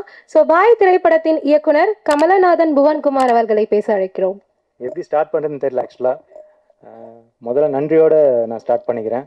மேடையில் இருக்கும் அனைவருக்கும் நன்றி. அழைப்புகளை ஏற்று அவர்கள் நேரத்தை ஒதுக்கி இந்த விழாவை சிறப்பிக்க வந்த அனைத்து சீஃப் கெஸ்ட்டும் நன்றி. ப்ரெஸ் மீடியாவுக்கு நன்றி. ஏன்னா ப்ரெஸ் தான் ரொம்ப முக்கியம். ஆக்சுவலாக ஒரு படம் எடுக்கிறது முக்கியம் இல்லை, அது எப்படி கொண்டு போய் வெளியே சேர்க்கறது அதுதான் விஷயம். அதில் மிகப்பெரிய பங்கு ப்ரெஸ்க்கு இருக்குது, அது உங்களுக்கும் தெரியும். அது அந்த அந்த விஷயத்தை அது எப்படி வேணாலும் நீங்கள் மாற்றலாம், இப்படியும் மாற்றலாம் இப்படியும் மாற்றலாம், ஒரு நூல் தான் வித்தியாசம். அதை தெரிஞ்சும் நான் கொஞ்சம் அடக்கியே நான் வாசிக்கிறேன். ஸோ இப்போ நான் ஸ்டார்ட் பண்ணுறது ஒரு நன்றிகளோடு ஸ்டார்ட் பண்ணிக்கிறேன். இந்த மேடையில் நிற்க முக்கியமான காரணத்துகளும் அதுக்காக நான் வந்து ஸ்டார்ட் பண்ணிடுறேன். இந்த மேடையில் நிற்க முக்கியமான காரணம் என்னோடய அப்பா அம்மா, அவர்களுக்கு நன்றி. கடவுளுக்கு நன்றி. எனது நண்பர் புவியரசன் வெல்விஷர், அவருக்கு நன்றி. இந்த வாய்ப்பை கொடுத்த, இந்த திரைப்படத்தின் வாய்ப்பை கொடுத்த ஆதவ ஈஸ்வரா மற்றும் ஸ்ரீனியா அவர்களுக்கு நன்றி. வாய்ப்பு அவருக்கு பிடிக்காது ஆக்சுவலாக வாய்ப்புன்னு சொன்னான். ஏன்னா அவர் வந்துட்டு நானும் வளர்கிறேன் நீங்களும் வளருங்க அப்படின்னு தான் அவர் சொல்லுவார். அவரோட தியரியே அதுதான். அது எனக்கு ரொம்ப பிடிக்கும். ப்ரோ இதுதான் என்னோட தியரியும் அப்படின்னு நான் சொல்லுவேன். வாங்க ப்ரோ சேர்ந்து பண்ணலாம் ப்ரோன்னு தான் கூப்பிடுவார். ஃபஸ்ட்டு ஆரம்பித்தோம், ரொம்ப நாளாக ஆரம்பித்தோம், இது பண்ணோம், ஸ்டார்ட் பண்ணோம், இது பண்ணோம். ரொம்ப இப்போ வந்து ஃப்ரெண்ட்ஷிப்பை தாண்டி ஒரு பாண்டிங் இருக்குது. ஸோ அது மேலும் வளரும். சார் வேறு நான் உடம்பு குறைங்க அடுத்த படத்துக்கு அப்படின்னு சொல்லி சொன்னேன். உடம்பை குறைக்காதீங்க, இப்படியே மெயின்டைன் பண்ணுங்கன்னு சொல்லிட்டு ஒன்றுல போட்டார். அவ்வளோதான், பிடிச்சிட்டாரு அவர். அதே குறைச்சிருங்க ப்ரோ, நான் படத்துக்காக சொல்கிறேன். ஓகே, இப்போ இந்த படம் வந்து சொல்கிற விஷயங்கள் அதான் சொல்கிறேன். இந்த ராஜன் சார் அற்புதமாக சொன்னார். பாய் ஸ்லீப்பர் செல், பாய்னா வேறு விஷயம், பாய்னா ஒரே ஒரு மீனிங் தான் இருக்கும், ஒரே ஒரு மீனிங் தான் இருக்கும் அப்படிங்கிற தாட்டில் இருப்பாங்க. ஸோ அது இல்லை. பாய் அப்படிங்கிறது விஷயம் வந்து சகோதரர் அண்ட் தென் நண்பன். இதுதான் அந்த ஸ்லீப்பர் செல் அப்படிங்கிறது என்ன அப்படிங்கிறது நீங்கள் படத்தில் பாருங்கள். அது ஒரு பெரிய ஒரு இதுவாக இருக்கும். ஸோ எல்லாமே இங்கே சொல்லிட்டோம்னா அப்புறம் படத்தில் ஒன்றும் இருக்காது. ஸோ நிறைய இந்த படம் வந்து ஒரு நான்லீனியர் பேட்டர்னில் உருவாக்கப்பட்ட படம். முதல் பாகம் வந்து ஃபர்ஸ்ட் ஹாஃப் வந்து கொஷின், செகண்ட் ஹாஃப் வந்து ஆன்சர், அப்படி தான் இருக்கும். ஸோ இது என்னன்னா, கண்டிப்பாக வந்து எந்த மதத்தையும் புண்படுத்து நோக்கத்தில் அந்த படம் பண்ணலை. அந்த மாதிரி படம் இல்லை. ஏன்னா இது வந்து ஒரு முக்கியமாக வந்து ஒரு ஹியூமானிட்டிங்கிற ஒரு பேசிஸ் வச்சு தான் இந்த படம் வந்து உருவாக்கப்பட்டது. இது வந்து ஸ்டார்ட் பண்ணோம். ஆக்சுவலாக நாங்கள் லாங் பேக் ஸ்டார்ட் பண்ணிட்டோம். பயங்கர தடங்கள், மீன்ஸ் என்னென்னா கொரோனா வந்துடுச்சு, அந்த அதுக்கப்புறம் லாக்டவுன், அப்புறம் அப்படி இப்படின்னு எப்படியோ கஷ்டப்பட்டு ஆக்சுவலாக கொண்டு வந்துட்டார் படத்தை. நிறுத்தி நான் நினச்சிருந்தா நிறையா நடுவில் வந்து ஸ்டாப் பண்ணுறதுக்கு நிறையா பாசிபிள்ஸ் இருந்தது. ஸோ அது வந்து எனக்கே அது தெரியும், கண்டிப்பாக அது தெரியும். அந்த சூழ்நிலை வந்துடும் அப்படின்னு சொல்லிட்டு நானே பயந்த நேரங்கள் எனக்கு அது கண்டிப்பாக தெரியும், அவருக்கே தெரியும். விடுங்க ப்ரோ, இருங்க ப்ரோ, நீங்கள் இருங்க, கூட உட்கார வச்சிட்டார். கோயம்புத்தூரில் வந்துட்டு ஒரு 3 மாதம் உட்கார வச்சிட்டார். நீங்கள் போனால் தானே வந்து பயப்படுவீங்க, இல்லை நீங்கள் கூட உட்காருங்க அப்படின்னு சொல்லிட்டு அங்கேயே உட்கார வச்சிட்டார் ஆக்சுவலாக. ஸோ அந்த இது வந்து யாருக்கும் வராது. அதுக்கு மிகப்பெரிய நன்றி. நான் இங்கே நின்றுட்டு இருக்கேன்னா அதுக்கு ஒரு முக்கிய காரணம் அவர் கொடுத்த வாய்ப்பு. அப்புறம் இந்த படத்தை பற்றி நான் அதிகமாக பேச போகிறதில்ல, நீங்கள் தான் இதுக்கு மேலே சொல்லணும். ஏன்னா ட்ரெய்லர் பார்த்துட்டீங்க, ஸ்னீக் பீக் பார்த்துட்டீங்க, எல்லாம் சீஃப் கெஸ்ட்லாம் பேச போகிறாங்க. அவங்கள வச்சு நீங்கள் தான் இந்த படம் என்ன மாதிரி படம் அப்படிங்கிறத கண்ணோட்டத்தை நீங்கள் தான் வந்து கரெக்டாக சொல்லணும்னு நான் நம்புகிறேன். அண்ட் தென் அதுக்கப்புறம் இந்த படத்தை வந்து அவர் கஷ்டப்பட்டு மேலே கொண்டு வந்துட்டார். அண்ட் தென் அந்த மேலே கொண்டு வர்றதுக்கு என்ன மாதிரி ஒரு கால் உடைஞ்ச ஏணி தேவைப்பட்டுச்சு. அதுக்கு நான் சந்தோஷப்படுறேன். அந்த உடைஞ்ச ஏணிக்கு தாக்கு பிடிக்க சில நண்பர்கள், அவங்க டெக்னீஷியன்ஸ் கிடையாது, சில நண்பர்கள் இந்த படம் மூலிமா எனக்கு கிடைச்ச வரம். அவங்கள நான் வந்து மேடைக்கு, உங்களோட அனுமதியோடு அவங்கள மேடைக்கு நான் அழைக்க நான் ரொம்ப சந்தோஷப்படுறேன். ஏன்னா அவங்க இல்லைன்னா கண்டிப்பாக சொல்கிறேன், இந்த படம் இல்லை, கண்டிப்பாக இல்லை. நான் அவங்கள வந்து மேடைக்கு அழைக்கிறேன் உங்கள் அனுமதியோட. நவீன்குமார், ஏவிஎம் என் cinemas editor. And then Nivek Sundar, Dhanasekar, Karthi, வாங்க. என்னோட அசிஸ்டன்ட் டைரக்டர்ஸ் அனிஷ், வாங்க. சரவணன், இவனை பற்றி ஒரு கதை இருக்குது. ஆக்சுவலாக ஒரு வேர்டு சொல்லுவாங்க, எலி காயலாம், எலி புழுக்கை ஏண்டா கூட சேர்ந்து காயணும் அப்படிங்கிற ஒரு இது இருக்குது. இதுக்கு இவன் வந்து ரொம்ப அந்த தத்துவத்துக்கு இவன் வந்து ஆப்டான ஆள். ஏன்னா நான் நிற்கலாம், ஒரு டைரக்டர் வந்துட்டு ஒரு படம் கொண்டு வர்றதுக்கு நம்ம வந்து இப்போ நின்று தான் ஆகணும். ஏன்னா பாதி முடிச்சிட்டோம், இப்படியும் விழ முடியாது, அப்படியும் விழ முடியாது. ஸோ நம்ம முடிச்சாகணும். பட் அசிஸ்டன்ட் டைரக்டர்ஸ் அப்படி கிடையாது. ஸோ இன்னொரு படம் கிடைச்சா அடுத்த படம் வாய்ப்பு, இந்த படம் கிடைச்சா அடுத்த படம், அப்படி போயிருக்கலாம். பட் ஆனால் என் தம்பி அப்படி போகல, கூடவே நின்னான், கடைசி வரைக்கும் நின்னான். அது வந்து யாராலையும் எந்த இதாலையும் வந்து இது பண்ண முடியாது. அப்புறம் முத்துக்குமார், அவர் இருந்தாலும் வந்துடலாம் ப்ளீஸ். அவரும் 2 ஷெட்யூல் ஒர்க் பண்ணார். சில காரணங்களால் தான் அவரும் போனார் வெளியே, மற்றபடி எந்த இதுல இப்போ வரைக்கும் கூட டெஸ்ட்டில் இருக்கார். அப்புறம் டிசைனர் விஜய், அவர் நான் கண்டிப்பாக கூப்பிட்டே ஆகணும்.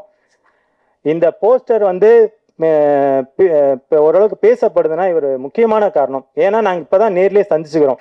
சத்தியமாக நம்ப மாட்டீங்க, கடவுள் ப்ராமிஸாக இப்போ தான் நேர்லேயே நாங்கள் சந்திச்சுக்கிறோம். ஃபோன்லேயே தான் ஒர்க் பண்ணுவோம், ஃபோன் காலில் இருக்கோம், ஃபோன்லேயே தான் ஒர்க் பண்ணுவோம். ஸோ அவர் சொல்லுவேன், நான் கான்செப்ட் சொல்லுவேன், இப்படி தான் பிரதர், இப்படி தான் பிரதர், டோன் இப்படி இருக்கணும் அப்படின்னு சொல்லிடுவேன். ஸோ அவர் வந்துட்டு அதை புரிஞ்சுக்கிட்டு அந்த இது பண்ணி நம்ம ஒரு நினைப்போம், அதை விட அதிகமாக கொடுப்பார். என் டீமே அப்படி தான், என் டீம்னு சொல்ல மாட்டேன், சாரி ஃப்ரெண்ட்ஸ் எல்லாமே வந்து இந்த படத்து மூலிமா தான் எனக்கு கிடைச்ச நண்பர்கள். இது வந்து பாண்ட் ஃப்ரெண்ட்ஸோ அவங்களாம் யாருமே கிடையாது. இந்த படம் எப்போ ஆரம்பிச்சதோ, இந்த ஒர்க் நான் எப்போ ஆரம்பிச்சனோ அப்படியே வந்த நண்பர்கள் தான் இவங்கெல்லாம். ஸோ அதெல்லாம் ரொம்ப கிஃப்டட், இதெல்லாம் வந்து ரொம்ப இது.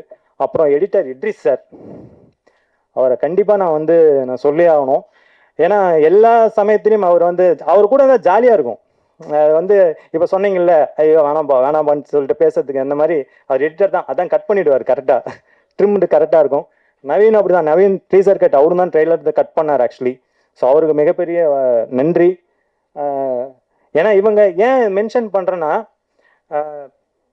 அது எனக்கு தான் தெரியும், ஆதவா ஐஸ்வர்யாவுக்கு தெரியும். ஸோ ஏன்னா நிறைய சங்கடங்கள் நாங்கள் நிறைய இது பார்த்தோம், சம்மந்தமே இல்லாமல் கஷ்டங்கள் வந்தது. அப்போ எல்லாம் வந்துட்டு இன்னொரு படம், அடுத்த படம் போயிடலாம், அடுத்த படம் அப்படிலாம் இல்லாமல். ஸோ இது இந்த படம் ஒரு நல்ல படம், இது நீங்கள் வந்து கஷ்டப்பட்டிருக்கீங்க. ஸோ அதை வந்து வெளியே கொண்டு வரணும். ஸோ அதை வந்து நம்ம ப்ராப்பராக பண்ணிடலாம், நல்லா பண்ணலாம் அப்படின்னு சொல்லிட்டு எந்த டைமில் என்ன இது பண்ணாலும் சலிக்காமல் இது பண்ணாமல் முகம் சொல்லிக்காமல் ஒர்க் பண்ண நண்பர்கள் இவங்களுக்கு பெரிய கைத்தட்டல் கொடுங்க எனக்காக ப்ளீஸ். அப்புறம் சென்சார் ஆஃபீஸில் இருந்தும் சரி, வசுமதி மேம் அவங்க இருக்காங்களா இல்லையான்னு எனக்கு தெரியல, அவங்களுக்கும் நன்றி. ஏன்னா இப்போ லாஸ்ட் அவங்களும் வந்து எனக்கு நிறைய ஒர்க் பண்ணி கொடுத்தாங்க. சென்சார் ஆஃபீஸ்க்கு அவங்களுக்கும் நன்றி, சென்ட்ரல் போர்டு ஆஃபீஸ்க்கும் நான் நன்றி சொல்கிறேன். ஏன்னா இந்த படம் வந்து எப்படி, ஏன்னா அவங்க வந்து நினச்சிருந்தா வந்து எப்படி வேணாலும் இது பண்ணிருக்கலாம். பட் பார்த்தாங்க அந்த கான்செப்ட், அந்த டைட்டிலுக்கே வந்துட்டு அவங்க எழுதி வச்சுட்டு சொன்னாங்க. ஆனால் கடைசியாக ஒரு விஷயம் நீங்கள் சொன்னீங்க, அதுக்காக நாங்கள் அக்செப்ட் பண்ணுறோம் அப்படின்னு சொல்லிட்டு அந்த இதுக்கு வந்து அவங்களுக்கும் நான் நன்றி சொல்லிக்கிறேன். அதுக்கப்புறம் முக்கியமான ஒரு வெல்விஷர், நண்பர், அண்ணா எல்லாமே சொல்லிக்கலாம், பாலசுப்ரமணியன் சார், கோ டைரக்டர். ஏன்னா எல்லா சூழ்நிலையிலையும் இவரை பற்றி பேசும்போது தான் எனக்கு கொஞ்சம் இதாகும். ஏன்னா எல்லா சூழ்நிலையிலும் கூட இருந்தார்.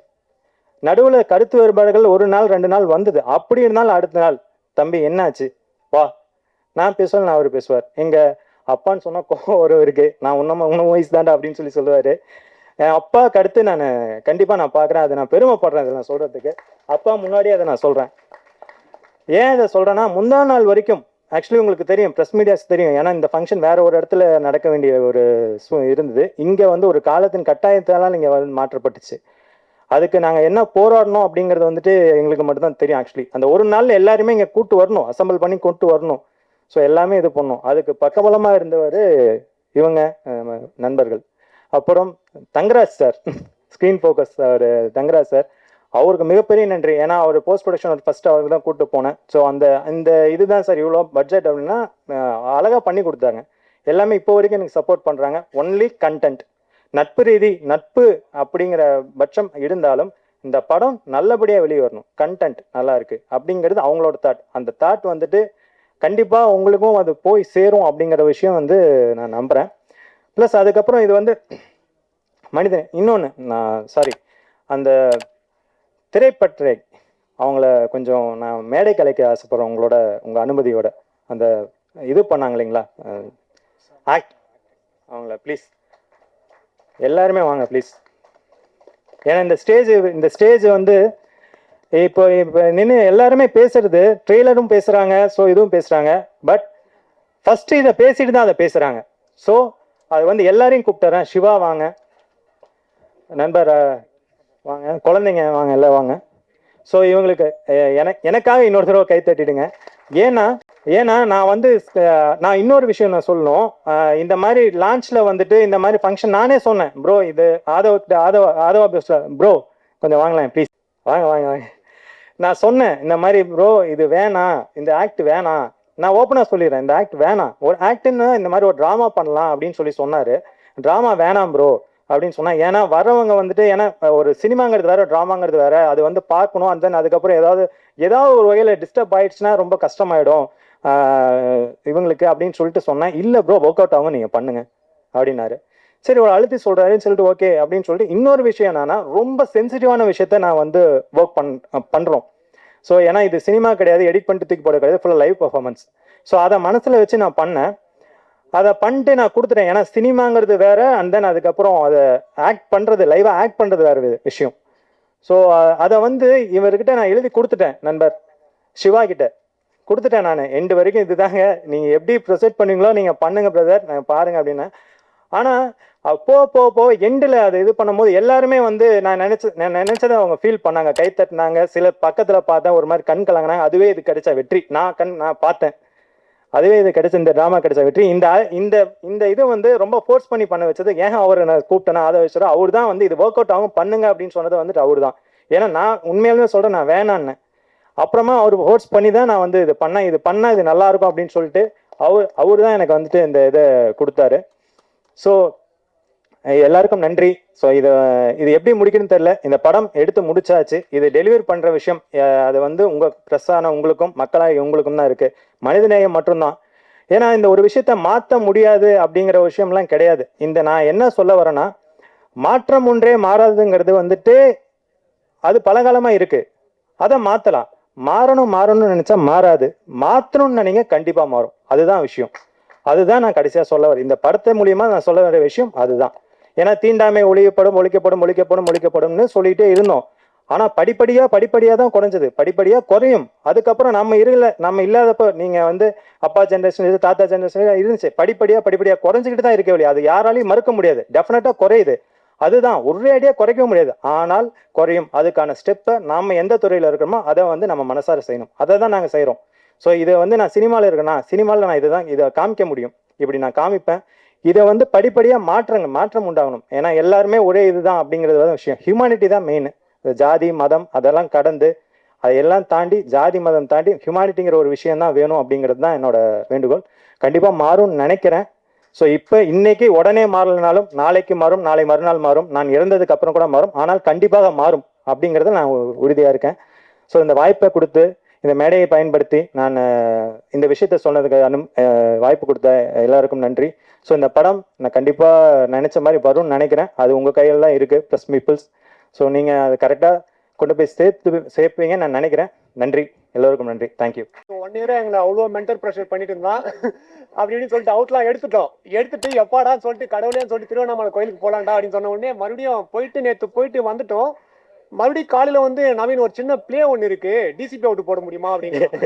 டேய், டிசிபி அவுட் வந்து சிம்பிளாக வர்றது விஷயம் இல்லைடா, 2 மணி நேரம் ஓடுனா 2 மட்டும் அப்படின்னு சொன்னாக்கா, இல்லை நீ எப்படியாச்சும் போட்டு கொண்டு வா. ஆக்சுவலாக அந்த ப்ளே பண்ணாங்க இல்லையா, அந்த ப்ளே பண்ணுறதுக்கு வந்து பேக்ரவுண்டு வீடியோ போடுறதுக்காக பண்ணி கொடுத்துருந்தாங்க. அது பண்ண முடியல, சாரி. அது மட்டும் ஆக்சுவலாக இமேஜா எல்லாம் எடுத்து வச்சாச்சு. பட் டிசிபி அவுட் தான் ஆப்ரேட்டர் வேணும்ட்டாரு, ரொம்ப ஸ்ட்ரிக்டாக சொல்லிட்டாரு. அதனால அது மட்டும் இது பண்ண முடியல. இவங்களுக்கெல்லாம் நன்றி. ஏன்னா இவங்கெல்லாம் தான் படம். அவ்வளோதான். என்ன சொல்றது, அவ்வளோ கஷ்டப்பட்டான். ஒரு விஷயமும் நிறைய அழுதுருக்கான். நாங்களே ஆஃபீஸ் விட்டு வெளியே போடான்னு சொல்லியிருக்கோம். இதெல்லாம் பண்ண முடியாது. இல்லை, உண்மை இருக்கிற உண்மையை சொல்றாங்க. ஏன்னா அவ்வளோ ஒரு விஷயம் அவ்வளோ கஷ்டப்பட்டு ரொம்ப போராட்டம், அவ்வளோ மென்டல் ப்ரெஷரு. ஆக்சுவலாக வந்து ப்ரொடியூசரும் இவங்களும் ஹஸ்பண்ட் ஒய்ஃப் மாதிரி நைட்டெல்லாம் பேசிகிட்டு இருப்பாங்க. 2 மணி ரூமில் என்னோட ரூம்மேட் தான் ஆக்சுவலாக, வேறு ஒன்றும் இல்லை. நைட்டெல்லாம் பேசிகிட்டே இருப்பாங்க.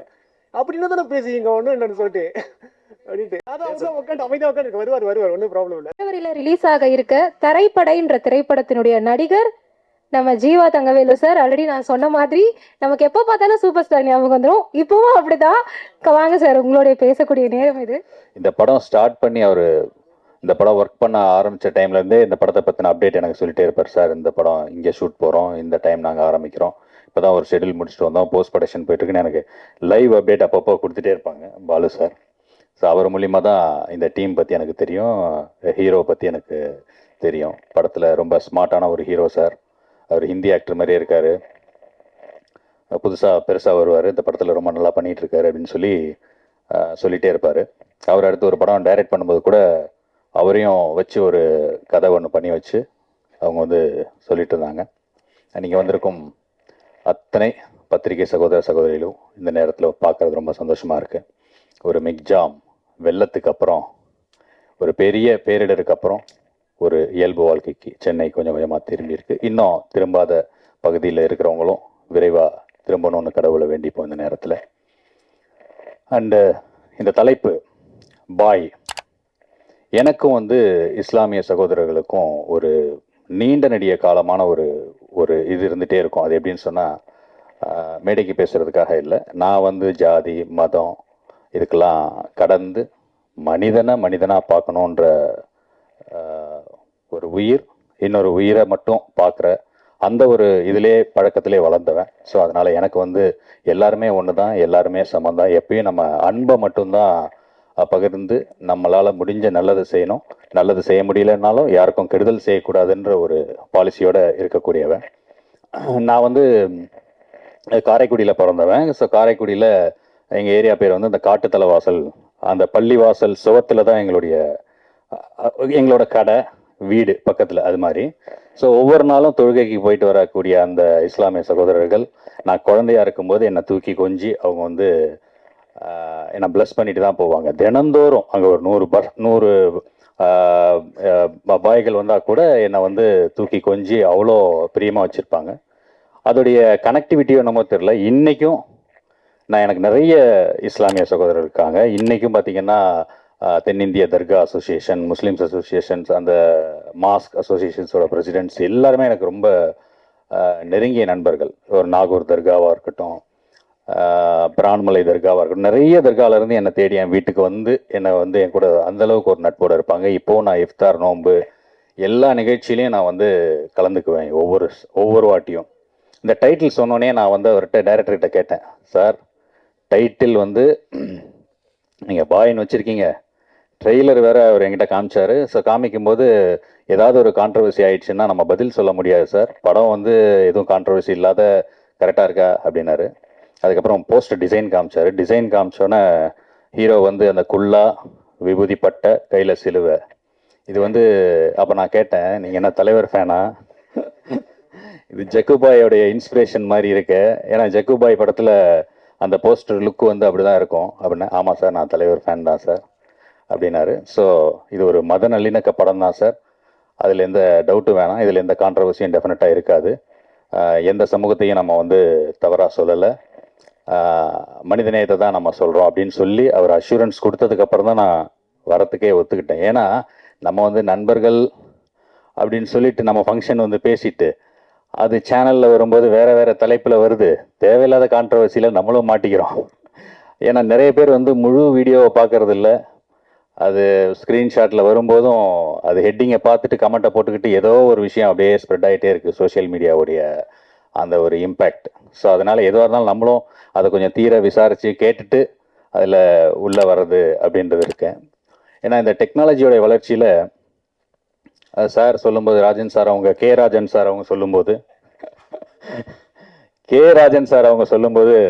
அப்துல் கலாம் அவங்க வந்து எவ்வளவோ சேட்டலைட், எவ்வளவோ வந்து அணு ஆயுதங்கள்லாம் தயாரித்தப்போ ஏற்பட்ட சந்தோஷத்தை விட அந்த ஒரு குழந்தைக்கு கால் நடக்கிறதுக்காக செய்த அந்த கருவி தான் செஞ்சது தான் சந்தோஷம்னு சொன்னாங்களே, அதுதான் உண்மை. ஏன்னா இன்னைக்கு எவ்வளவோ நவீன விஞ்ஞானம் முன்னேறிட்டு இருக்கு, பட் வந்து இந்த உலகம் பூரா அதில் போர்க்கருவிகள் செய்யறதுக்கான யுக்திகளை தான் யோசிக்குது. உலக நாடுகள், நீங்கள் எல்லா நாட்டிலையும் பாருங்க, உலகத்திலேயே மனித சமுதாயம் எதற்காக பணத்தை அதிகமாக செலவு செய்யுது அப்படின்னு சொன்னால் போர்க்கருவிகள், போர் விமானங்கள், அந்த இராணுவ தளவாடங்கள் இதெல்லாம் வாங்கிறதுக்காக தான் வந்து அவன் வந்து செய்கிறான். பட் ஒரு மனிதனுக்கு எது தேவை? உணவு, உடை, இருப்பிடம். இந்த உலக நாடுகள் எல்லாமே வந்து இந்த இராணுவத்துக்காக செலவு செய்கிற பட்ஜெட் இருக்கு இல்லையா, ஒவ்வொரு ஆண்டும் நம்ம இந்தியா உள்பட இராணுவத்துக்கு செய்கிற பட்ஜெட் நீங்கள் போட்டு பாருங்கள். அண்டு மற்ற மனிதனுடைய அடிப்படை தேவையான கல்வி, மருத்துவம், இதுக்கு செய்கிற பட்ஜெட் பார்த்தீங்கன்னு சொன்னால் கண்டிப்பாக கம்மியாக தான் இருக்கும். ஏன்னு சொன்னால் அந்த காலத்தில், கல்வி அறிவு இல்லாத காலத்தில் மனுஷன் வந்து ஒருத்தன் அடிச்சுக்கிட்டு இடத்த பிடிக்கிறதுக்காக அவன் வந்து சண்டை செஞ்சுட்டு இருந்தான். இன்றைக்கி நமக்கு எஜுகேஷன் சிஸ்டம் இவ்வளோ அழகாக வளர்ந்துருக்கு, படிச்சிருக்கிறோம், பண்பட்டு இருக்கிறோம், மனிதர்கள் ஒவ்வொருத்தரை எவ்வளவோ வந்து அட்வான்ஸ் விஷயங்கள்லாம் வந்திருக்கு. இந்த அட்வான்ஸ் டெக்னாலஜி வச்சு மனுஷன் அழிக்கிறான்னு சொன்னால் அவனுக்கு அந்த அறிவு எதுக்கு, அந்த கல்வி எதுக்கு, அவன் எதுக்கு படிக்கிறான் அப்படின்ற யோசனைகள் தான் வருது. ஸோ நம்ம வந்து சக மனுஷனாக பார்த்து அவனோட நம்ம வந்து அன்பாக பழகிறது. அன்பே சிவம் ஏன் சொன்னாங்கன்னு சொன்னால் அது ஒன்று தான் வந்து உருவம் இல்லாதது. அன்புக்கு வந்து உருவமே கிடையாது. அதுக்கு வந்து எல்லா ஜீவனும் ஒன்று தான், எல்லா மனுஷனும் ஒன்று தான், எல்லாம் ஒன்று தான்றதை மட்டும் நம்ம வந்து ஒரு பாலிசியாக எடுத்துக்கிட்டு யாருக்கும் தீமை செய்யாமல் நன்மை மட்டுமே நினச்சி நம்ம எல்லாரும் வந்து ஒரு அடுத்த ஜென்ரேஷனுக்கு நாம் சொல்கிற விஷயம் நல்லதை மட்டுமே அதிகமாக சொல்லி கொடுத்து வளர்க்கணும் அப்படின்னு சொல்லி கேட்டு இந்த படம் ஒரு சரியான நேரத்தில் ரிலீஸ் ஆகி அது ஒரு சக்ஸஸ்ஃபுல்லாக வரணும் அப்படின்னு சொல்லி என்னுடைய வாழ்த்துக்கள். அண்ட் இன்னொன்று ஒரு சின்ன ஒரு ஐடியா தான் இது. இப்போ உட்காரும்போது யோசித்தேன்.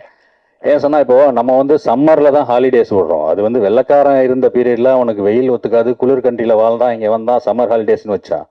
நம்மெல்லாம் வெயிலோடையே உறவாடி வெயிலோடையே வாழ்ந்து வந்த நமக்கு வந்து சம்மர் வந்து நம்மளை பெருசாக எந்த தொந்தரவும் பண்ண போகிறது கிடையாது.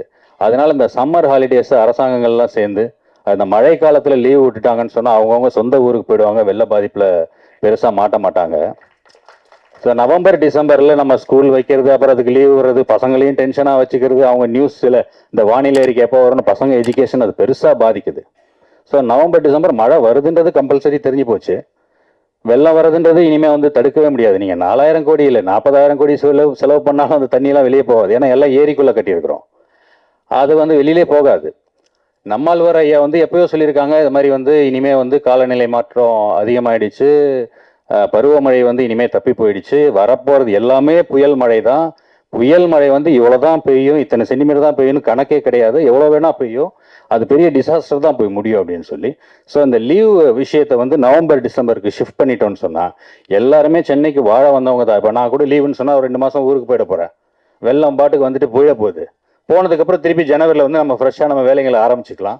ஸோ அதை வந்து அரசாங்கங்கள் ஒரு பரிசீலனை பண்ணணும் இந்த நேரத்தில் அப்படின்னு கேட்டு இந்த படம் வெற்றி அடையணும் அப்படின்னு சொல்லி கடவுளை வேண்டி வணங்கி விடைபெறுகிறேன். நன்றி, வணக்கம். சாரி, அடுத்தபடியாக ஆல்ரெடி நான் சொல்லியிருந்தேன் அதிரடி சரவடி படத்துல மட்டும் இல்ல மேடை பேச்சுக்கள்லையும் சொல்லி இப்போ சரவடியான பேச்சுக்காக பேரரசர் அவர்களை மேடை கிடைக்கிறோம். கமலநாதன் புவன்குமார். கமலநாதன்கிறது ஒரு அப்பா பேரை நினைச்சிருக்காரு. அப்பாவுடைய வளம் வர்றாரு. அனைவருக்கும் வாழ்த்துக்கள். என் மேடையில் வாழ்த்து சொல்கிறத விட உங்கள் எல்லாருக்கும் வாழ்த்து சொல்லணும். இந்த புயல் மழையாக தப்பிச்சு வந்திருக்கோம், அதுவே பெரிய விஷயம். அது முதல்ல ஆண்டவனுக்கு அங்கே நன்றி சொல்லணும். முதல்ல சென்சாருக்கு வாழ்த்தும் பாராட்டு சொல்லிடணும். ஏன்னா இந்த படம் பாய் அப்படின்னு டைட்டில் வச்சுட்டு இல்லை ஸ்லீப்பர் சில்வர் அது வேறு சப்டைட்டில் வேறு, இது எப்படி விடுவாங்களான்னு கேட்டேன் நான். எனக்கு ஒரு இது இருந்துச்சு, எப்படி விடுவாங்க ஒரு கேள்வி இருந்துச்சு. ஆனால் சென்சார் படம் ஆயிடுச்சு, சென்சார் சர்டிஃபிகேட் கொடுத்துட்டாங்க, வாங்கியிருக்காங்க. அதனால் உண்மையிலே இந்த டைட்டிலுக்கு சென்சார் கொடுத்துருக்காங்கன்னா கண்டிப்பாக இந்த படம் சமூக நல்லிணக்க படம் தான். அது அங்கேயே அது உறுதியாயிருச்சு. பாய் அப்படிங்கிறது வாழ்க்கையில் எல்லாருமே சொல்கிற வார்த்தை தான். ஊரில் பார்த்தா மேக்ஸிமம் இஸ்லாமியரில் பாய் பாய்னு சொல்லுவோம், அப்படியே பழக்கப்பட்டிருப்போம். அப்போல்லாம் ஊரில் பார்த்தா இந்த இஸ்லாமியில் கொஞ்சம் தாடி வச்சுருப்பாங்க, அப்போ அவங்கள பாயும்போம். இப்போ அப்படி இல்லை, இப்போ நாட்டில் பாதி பேர் தாடி வச்சுக்கிட்டு இருக்கோம். இங்கே எத்தனை பேர் தாடி, எல்லாமே பாய்னு கூப்பிடணும். என்ன கூட பாய்னு தான் கூப்பிடணும்னு நினைக்கிறேன். ஜீவா கொஞ்சம் சின்ன பாயா இருக்காரு, வில்லன் வந்து முழு பாயா மாறிட்டாரு. ஆமாம், பேரரசு பாய் சொல்லலாம். ஆமாம், சொல்லிட்டாங்களே பாய்னு சகோதரன் தானே, பேரரசும் சகோதரன் தான். அதனால் அந்த டைட்டில் ஒத்துக்கிட்ட சென்சாருக்கு மேலே நன்றி. இப்போ எல்லாருமே அந்த மத நல்லிணக்கத்தை விஷயம்லாம் பேசினாங்க. நம்ம ஊரில் பொறுத்த வரைக்கும் நம்ம இப்பவும் சரி, நம்ம ஊரில் இருக்க இஸ்லாமுக்குள்ள வந்து நம்ம இஸ்லாம் பிரித்து பார்க்கவே மாட்டோம். நம்ம ஒன்றுக்குள்ளே பழகுவாங்க. எங்கேயும் நடக்கிற விஷயங்கள் தான் இஸ்லாமிய தீவிரவாதிகள், இந்து தீவிரவாதிகள் அப்படிலாம் நம்ம பிரித்து பார்க்க வைக்கிறது. ஊருக்குள்ளே எங்கே என்ன நடந்தாலும் ஊருக்குள்ள நம்ம பிரித்து பார்க்க மாட்டோம். எல்லாருக்கும் மேக்சிமம் ஒரு முஸ்லீம் நண்பர் இருப்பாங்க, கிறிஸ்துவ நண்பர் இருப்பாங்க. நம்மளோட நட்பு இன்னும் தொடர்ந்துட்டே இருப்போம். எங்கேயோ ஏதோ ஒரு மாநிலத்திலேயோ ஒரு ஊர்லேயோ இந்த மாதிரி மத பிரச்சனைகள் வந்தாலோ, ஒரு இஸ்லாமிய தீவிரவாதிகள் பாம்பு வச்சுட்டாங்க அப்படி சொன்னாலோ, இல்லை இந்துக்கள் இந்த மாதிரி ஒரு பெரிய பயங்கரம் பண்ணிட்டாங்க அப்படி சொன்னாலும் நம்ம நட்புக்குள்ள வந்து பிரிவு வராது. ஏன்னா நம்ம நண்பனை நம்ம இஸ்லாமியரை பார்க்கவே மாட்டோம், எப்போ நண்பனாக தான் பார்ப்போம். எங்கேயும் நடக்கிறது வந்து நம்ம ஊரில் உள்ள நம்ம நண்பனை எப்படி பிரித்து பார்க்க முடியலையோ அதே மாதிரி நம்ம எங்கேயோ ஒரு முஸ்லீம் அதே மாதிரி பார்த்துட்டோம்னா நம்மளுக்கு பிரிவே வராது. நம்ம எங்கேயோ ஒரு காலத்தில் நம்ம முஸ்லீமாக பார்க்குறோம். அதுதான் இங்கே அதுதான் நிறைய அரசியல்வாதிகளும் இங்கே நிறைய பயன்படுத்துகிறாங்க. நல்ல ஒரு டைலாக் இருந்துச்சு ட்ரைடரில், மதம் ஒரு அரசியல் கருவின்ட்டு. சரியான டைலாக் அது, அதான் கதை. ஆக்சுவலி மதங்கிறது மனிதனுக்கு அடையாளம் இல்லை, மனிதாபிமானம்தான் மதம். அதுதான் வேணும். நம்ம மனிதாபிமானம் இருந்தாலே நமக்கு எந்த மதமும் நம்மளுக்கு அடையாளம் தேவையில்லை, முதல்ல மனுஷனாக இருக்கணும். இப்போ அந்த நமக்குள்ள அது ஒரு பிரித்து தான் இன்றைக்கி அரசியல் பண்ணுறதும் சரி, ஒரு மதத்தை வச்சு ஒரு இயக்கம் நடத்துகிறதும் சரி, இது எல்லாமே காரணம் மனிதாபிமானத்துக்கு விலகி வர்றதான். சுபாஷர் சொன்னார், ஒருத்தன் தீவிரவாதினாலே அவனுக்கு எந்த மதமும் இல்லை, அவன் மிருக ஜாதி ஃபஸ்ட்டு. ஒருத்தன் தீவிரவாதப்பட்டானா அவனுக்கு என்ன, அவன் மனுஷனாக தானே மதம். நம்மளுக்கு ஒரு பாம்பு வச்சு ஒரு 100 200 கொள்றானா அவனுக்கு இப்படி ஒரு மதத்துக்கு நான் சொல்ல முடியும். அவன் இஸ்லாமியர் இருக்க முடியாது, இந்துவாக இருக்க முடியாது, கிறிஸ்துவா இருக்க முடியாது. நம்ம நாட்டில் உதாரணத்துக்கு அன்னை தெரசா, யாராவது அன்னை தெரசாவை ஒரு கிறிஸ்தவ பெண்மணி பார்க்குறோமா? யாராவது பார்க்குறோமா? அன்னை தெரசானா கருணையின் உருவம், அதானே. யாராவது அப்துல் கலாமை, யாராவது இஸ்லாமியரை பார்க்குறோமா? பார்க்க மாட்டோம். அப்துல் கலாம்ங்கிறது நம்ம ஒரு இந்தியனை பார்க்குறோம், சிறந்த இந்தியனை பார்க்குறோம், ஒரு மனித நேயமுக்குள்ள ஒரு மனிதராக பார்க்குறோம். கர்மவீர காமராஜர் இந்துவா பிறந்தவர் தான். யாராவது இந்துவா பார்க்குறோமா? சிறந்த ஆட்சியாளர், சிறந்த மனிதர். அப்போ எப்போ நம்ம மதத்தை தாண்டி வாழ்கிறோமோ அங்கே தான் மனுஷனை வாழ முடியுது. இந்த படத்தில் எண்டு பாவம் வைக்கிறத சொல்கிறாங்க. அது நடந்த சமீபத்தில் கோயம்புத்தூரில் நடந்த கதை மாதிரியே அந்த சீன்லாம் வந்துச்சு. கோயிலுக்கு முன்னாடி கார் நிற்கிறது, கார் வெடிக்கிறது. சமீபத்தில் இருந்த கோவை குண்டு வெடிப்பு தான் ஞாபகத்துக்கு வந்துச்சு எனக்கு. அதை வச்சு தான் அந்த பாதிப்பு தான் டைரக்ட் பண்ணி போகிற நினைக்கிறேன் கதை. நம்ம என்னென்னா சில விஷயங்கள் பரபரப்பாக செய்தியாக தான் பார்க்குறோமே தவிர அதுக்கான தீர்வு நமக்கு வந்து சேரவே மாட்டேங்குது. இந்த நாட்டு நடக்கிற மிகப்பெரிய பிரச்சனை தான். இப்போ கோவிலோ குண்டு வெடிச்சது, ஓகே, அன்னைக்கு பரபரப்பாக சிலிண்டர் வெடிச்சுனாங்க, அப்புறம் கார் வெடி விடுனாங்க, அதுக்கு பல பேர் வச்சு வந்துட்டான். அவனோட நோக்கம் நிறைவேறி இருந்தால் அன்னைக்கு எத்தனை பேர் செத்துருப்பான்னு தெரியாது. அன்னைக்கு அவன் நோக்கம் நிறைவேறாதனால அந்த காரோட போச்சு. நிறைவேறிந்தா ஓகே, பிடிச்சாச்சு. அவன் யார், அவனுக்கு பின்னணி என்ன நமக்கு தெரியுமா? நிறைய விஷயங்கள் நம்ம செய்தியாக தான் பார்த்துட்டு இருக்கோம் தவிர அதுக்கான தீர்வு தெரிய மாட்டேங்குது. எத்தனை வருஷம் ஆகிப்போச்சு. யார் தெரியும் சார்? தெரியல. அதுக்கு யார் பின்னணியும் தெரியல. தெரிஞ்சிருந்தாலும் மக்களுக்கு தெரிவிக்க மாட்டேங்கிறாங்க. அப்படி ஒரு குரூப் பிடிவிட்டுச்சுன்னா அவங்க கொடுக்க தண்டனை வந்து மக்களுக்கு தெரியணும். ஒரு பாம்பு வச்சு வெடித்து அப்பாவி மக்கள் இறந்தாங்கன்னா அவனுக்கு இந்த தண்டனை அப்படிங்கிறது மக்களுக்கு தெரியணும். ஆனால் அவனே ஒரு மனித விடு மாதிரி தான் வர்றான். இந்த சிந்தனை மற்றவங்க வராமல் இருக்கும். நிறைய விஷயங்கள், ஒரு மாணவி கற்பழிச்சாலோ, ஒரு பாம்பு வெடிச்சாலோ, எவனே கொலை பண்ணாலோ எல்லாம் செய்தியாக பார்க்குறோமே தவிர அதுக்கான தண்டனை வந்து உணர்றதே இல்லை. இந்த கவர்மெண்ட் வந்து அது வந்து அவனுக்கு தெரிவிக்கிறதும் இல்லை. வெறும் செய்தியாக படிச்சுட்டு நம்ம அடுத்து இப்போ பரவாயில்ல வாழ்க்கை வந்து ரொம்ப ஃபாஸ்ட்டாக போய்கிட்டு இருக்கு, ரொம்ப வேகமாக போய்கிட்டு இருக்கு. இந்த மாதம் ஒரு விஷயத்தை படிச்சுக்கிட்டு இருந்தால் மிக்ஜாம் புயல், அவ்வளோதான், அடுத்த மாதம் மறந்துடுவோம். அதை டோட்டலாக மறந்துடுவோம். இன்னொரு பிரச்சனை வரும். இந்த பிரச்சனைக்கு மேலே பிரச்சனை வரும்போது அதை நம்ம பரபரப்பாக ஆக்கிட்டே இருப்பாங்க, நம்ம மறந்து போயிட்டே இருப்போம். இதனால மக்களுக்கு தான் பாதிப்பு. ஒரு பிரச்சனைக்கு என்ன தீர்வு, என்ன தண்டனை கிடைச்சது, அதை கொண்டு வரணும். ஒன்று தெரிஞ்சு வச்சு இந்த படத்தை பொறுத்த வரைக்கும் ஒரு சிறந்த படம் அப்படி என்னன்னா, நல்ல கதை, நல்ல திரைக்கதை, நல்ல வசனம், பாட்டு, ஃபைட்டு.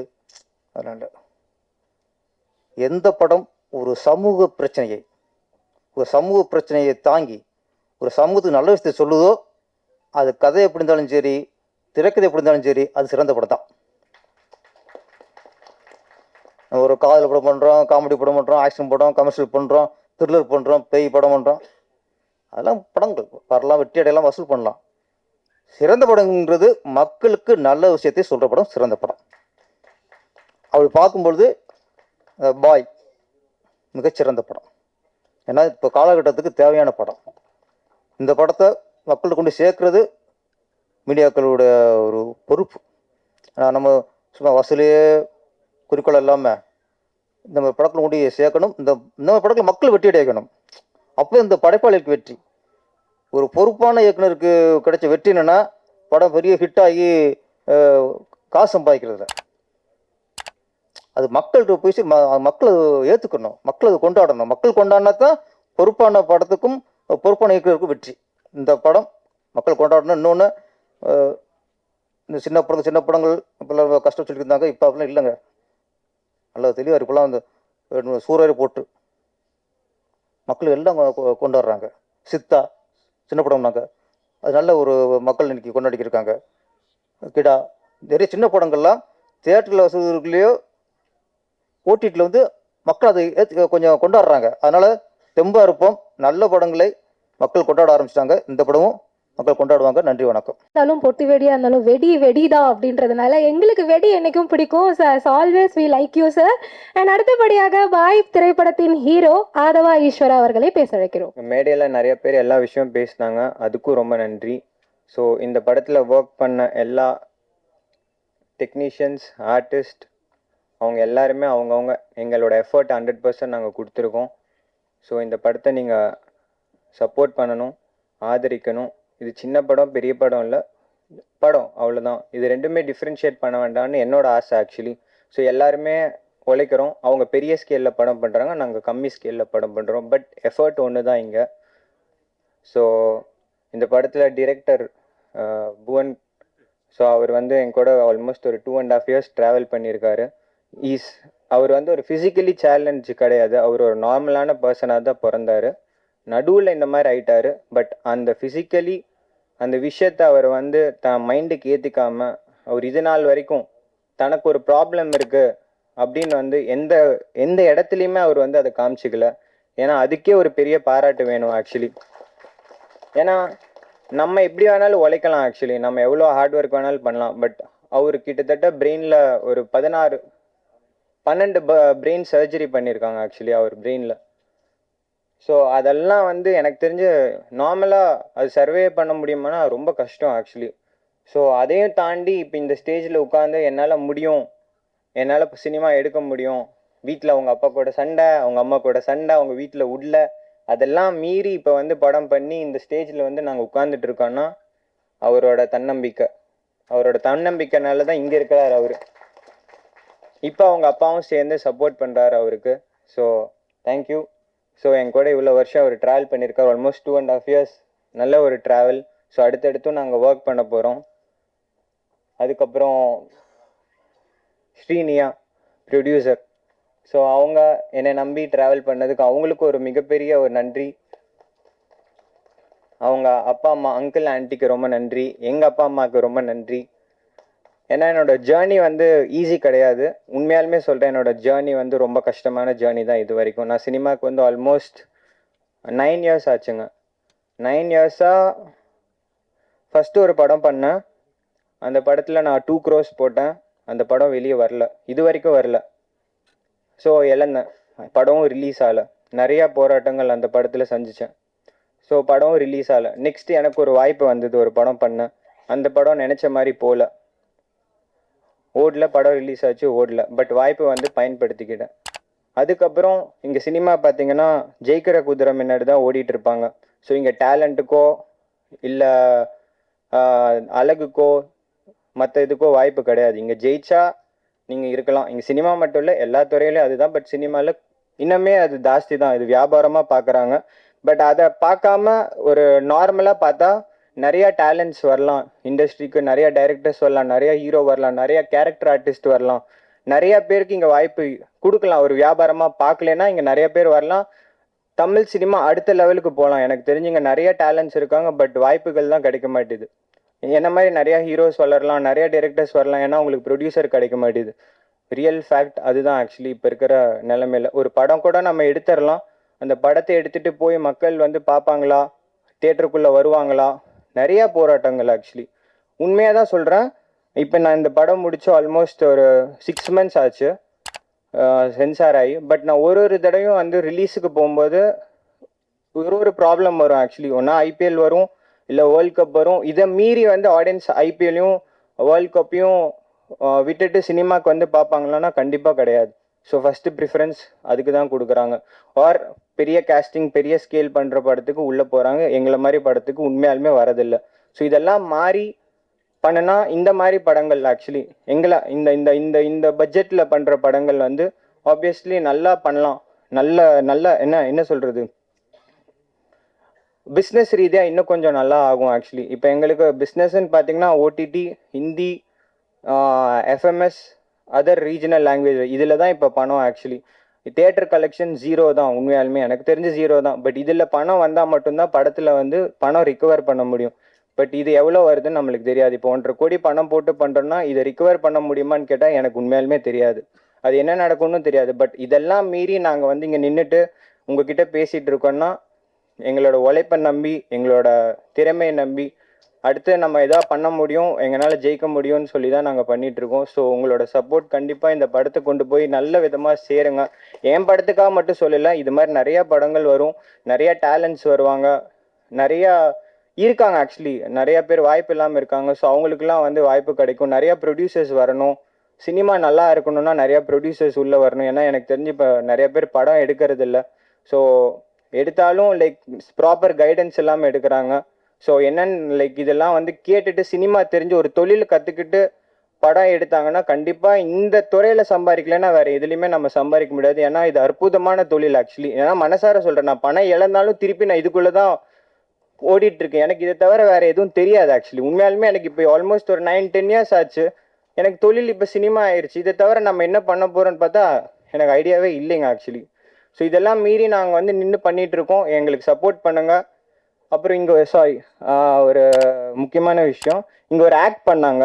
ஸோ அந்த குழந்தைங்க வந்து ரொம்ப ரொம்ப நல்லா பண்ணாங்க ஆக்சுவலி. அது என்னோட சைல்ட்ஹுட்டில் எனக்கு நடந்த ஒரு பாதிப்பு ஆக்சுவலி. என்னென்னா, நான் சின்ன வயசில் ஊட்டியில் படிச்சுட்டு இருந்தேன். அப்போ நான் 2nd ஸ்டாண்டர்ட். ஸோ அப்போ கோயம்புத்தூரில் பாம் பிளாஸ்ட் நடந்தது. அந்த இடத்துல பார்த்தீங்கன்னா நான் இல்லை, எங்கள் ஊட்டியில் ஹாஸ்டலில் இருக்கிறேன். ஒரு 1 வீக் கழிச்சு மேகசின்ஸ்லாம் வருது. அந்த மேகசின்ஸில் பார்த்தீங்கன்னா கோயம்புத்தூர் பாம் பிளாஸ்ட் அது இதுன்னு வந்துட்டுருக்கு. அப்புறம் நான் ஃபோட்டோஸ்லாம் பார்க்குறேன். ஆர்எஸ்புரம் அந்த பகுதியில், அது எங்கள் பில்டிங் முன்னாடி ஆக்சுவலி, எங்கள் வீடு அங்கே தான் இருக்குது. பில்டிங் முன்னாடி அந்த மரத்தில் வந்து பாம்பை வந்து கட்டி தொங்க விட்டு வெடிச்சது ஆக்சுவலி அந்த பாம் பிளாஸ்ட். அந்த பாம் பிளாஸ்டில் ஒட்டு மொத்தமாக எங்கள் ஏரியா, ஐ மீன் என்னோட பில்டிங் மட்டும் இல்லை, எல்லாமே டோட்டல் இது பாதிக்கப்பட்டது. அந்த அந்த இடத்துல எங்களோட கடை இருந்தது, பில்டிங் இருந்தது, பணம் எல்லாமே டோட்டலாக 0 வந்துட்டோம். டோட்டலி 0. ஏன்னா எல்லாமே வேனிஷ்ட். அப்போ வந்து எனக்கு அது தெரியாது, ஏன்னா சின்ன வயசுனால தெரியாது. பட் அந்த ஃபோட்டோலாம் பார்த்துட்டு நான் அழுக ஆரம்பிச்சிட்டேன்.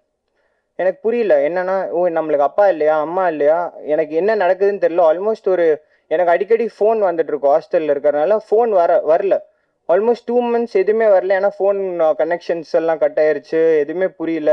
ஸோ ஒரு நாளும் நைட்டு தூங்கும் போது அம்மா அப்பா ஃபோட்டோ வச்சுட்டு அழுதுட்டு இருப்பேன். தலைகாணி கடியில் என்னடா நடக்குது, நம்ம அப்பா இருக்காங்களா, அம்மா இருக்காங்களா, ஒன்றுமே புரியல. நம்ம ஒருவேளை நம்ம ஆர்ஃபன் ஐட்டமா, அந்த மாதிரிலாம் எனக்கு அந்த ஆர்ஃபன் வேர்டு கூட எனக்கு அப்போ தெரியாது. பட் மைண்டுக்குள்ளே வந்து எனக்கு அது போயிட்டே இருக்கு, அழுதுகிட்டே இருக்கேன். 2 months சாலிடாக 2 monthsக்கு அப்புறம் தான் வந்தாங்க என்னை பார்க்குறக்கு. ஊட்டி ஹாஸ்டலில் என்னை பார்க்க வந்தாங்க.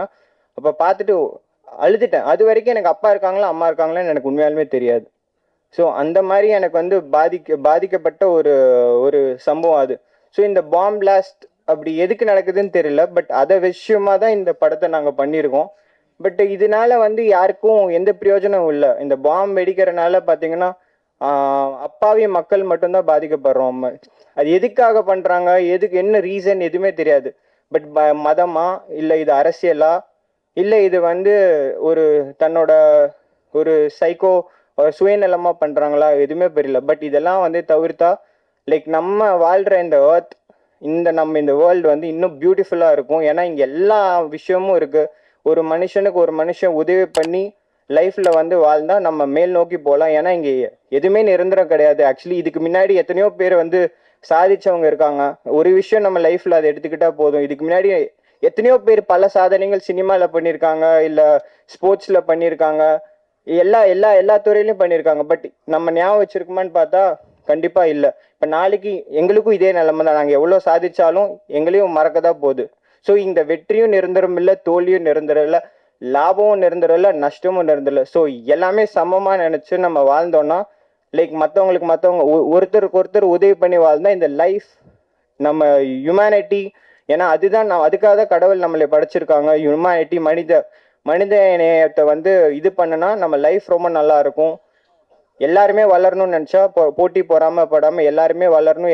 ஒருத்தருக்கு தூக்கி விடணும், வளரணும் அப்படின்னு நினச்சா இங்கே வந்து இதை தவிர இந்த ஹர்த்தை தவிர வேறு எங்கேயுமே நம்ம வாழ முடியாது எனக்கு தெரிஞ்சு. ஸோ எல்லாரும் ஸ்ப்ரெட் ஹியூமனிட்டி, ஸ்ப்ரெட் மனித நேயத்தை வந்து ஸ்ப்ரெட் பண்ணுங்க, ஒருத்தர் ஒருத்தர் உதவுங்க, போட்டி பொறாமல் வஞ்சகம் எதுவும் இல்லாமல் லைஃப்பில் நல்லா வாழ்வோம். So thank you. இங்கே வந்து எல்லாத்துக்குமே ரொம்ப நன்றி, இவ்வளோ நேரம் எங்கள் கூட டைம் ஸ்பெண்ட் பண்ணுறதுக்கு. ஸோ எனக்கு வந்து இந்த படம் வந்து என்ன நடக்கும்னு தெரியாது, பட் எல்லாத்தையும் உங்ககிட்ட விட்டுறேன், நீங்கள் பார்த்துக்கோங்க. ஸோ நீங்கள் சப்போர்ட் பண்ணுங்கள், இந்த படத்துக்கும் சரி எல்லா படத்துக்கும் சப்போர்ட் பண்ணுங்கள். Thank you so much. இங்கே வந்து ப்ரெஸ், மீடியா மற்றும் மற்ற எல்லாத்துக்குமே ரொம்ப ரொம்ப நன்றி.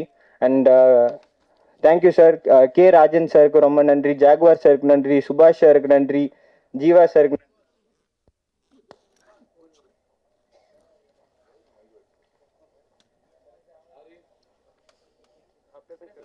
ஸோ இங்கே வந்து எல்லாத்துக்குமே ரொம்ப நன்றி. அண்ட் இவ்வளோ நேரம் எங்கள் கூட டைம் ஸ்பெண்டதுக்கு ரொம்ப நன்றி. படத்தை போய் தேட்டரில் பாருங்கள், சீக்கிரமாக டேட் அனௌன்ஸ் பண்ணுறோம். ஸோ எங்களுக்கு சப்போர்ட் பண்ணுங்கள். Thank you so much. Love you all. படத்தை வந்து தமிழ்நாடு ரைட்ஸ் வந்து பிவிஆர் வாங்கியிருக்காங்க. பிவிஆர் பிக்சர்ஸ் வந்து தமிழ்நாடு வாங்கியிருக்காங்க டிஸ்ட்ரிபியூஷன். ஸோ கதிர் அண்ணாக்கு ரொம்ப நன்றி. அப்போ எனக்கு ரொம்ப சப்போர்ட்டிவாக இருந்த இந்த படத்தில் ஒரு மெயின் கேரக்டர் மிஸ்டர் தீரஜ் சார்ன்னு நடிச்சிருக்காரு, தீரஜ் கேர், அவரும் ஒரு ப்ரொடியூசர். ஸோ அவருக்கும் ரொம்ப ரொம்ப நன்றி. ஸோ எனக்கு எவ்வளோ சப்போர்ட்டிவாக இந்த டீம், கேஸ்ட், க்ரூ மொத்தம் எல்லாத்துக்குமே thank you so much. Love you all. God bless. Thank you.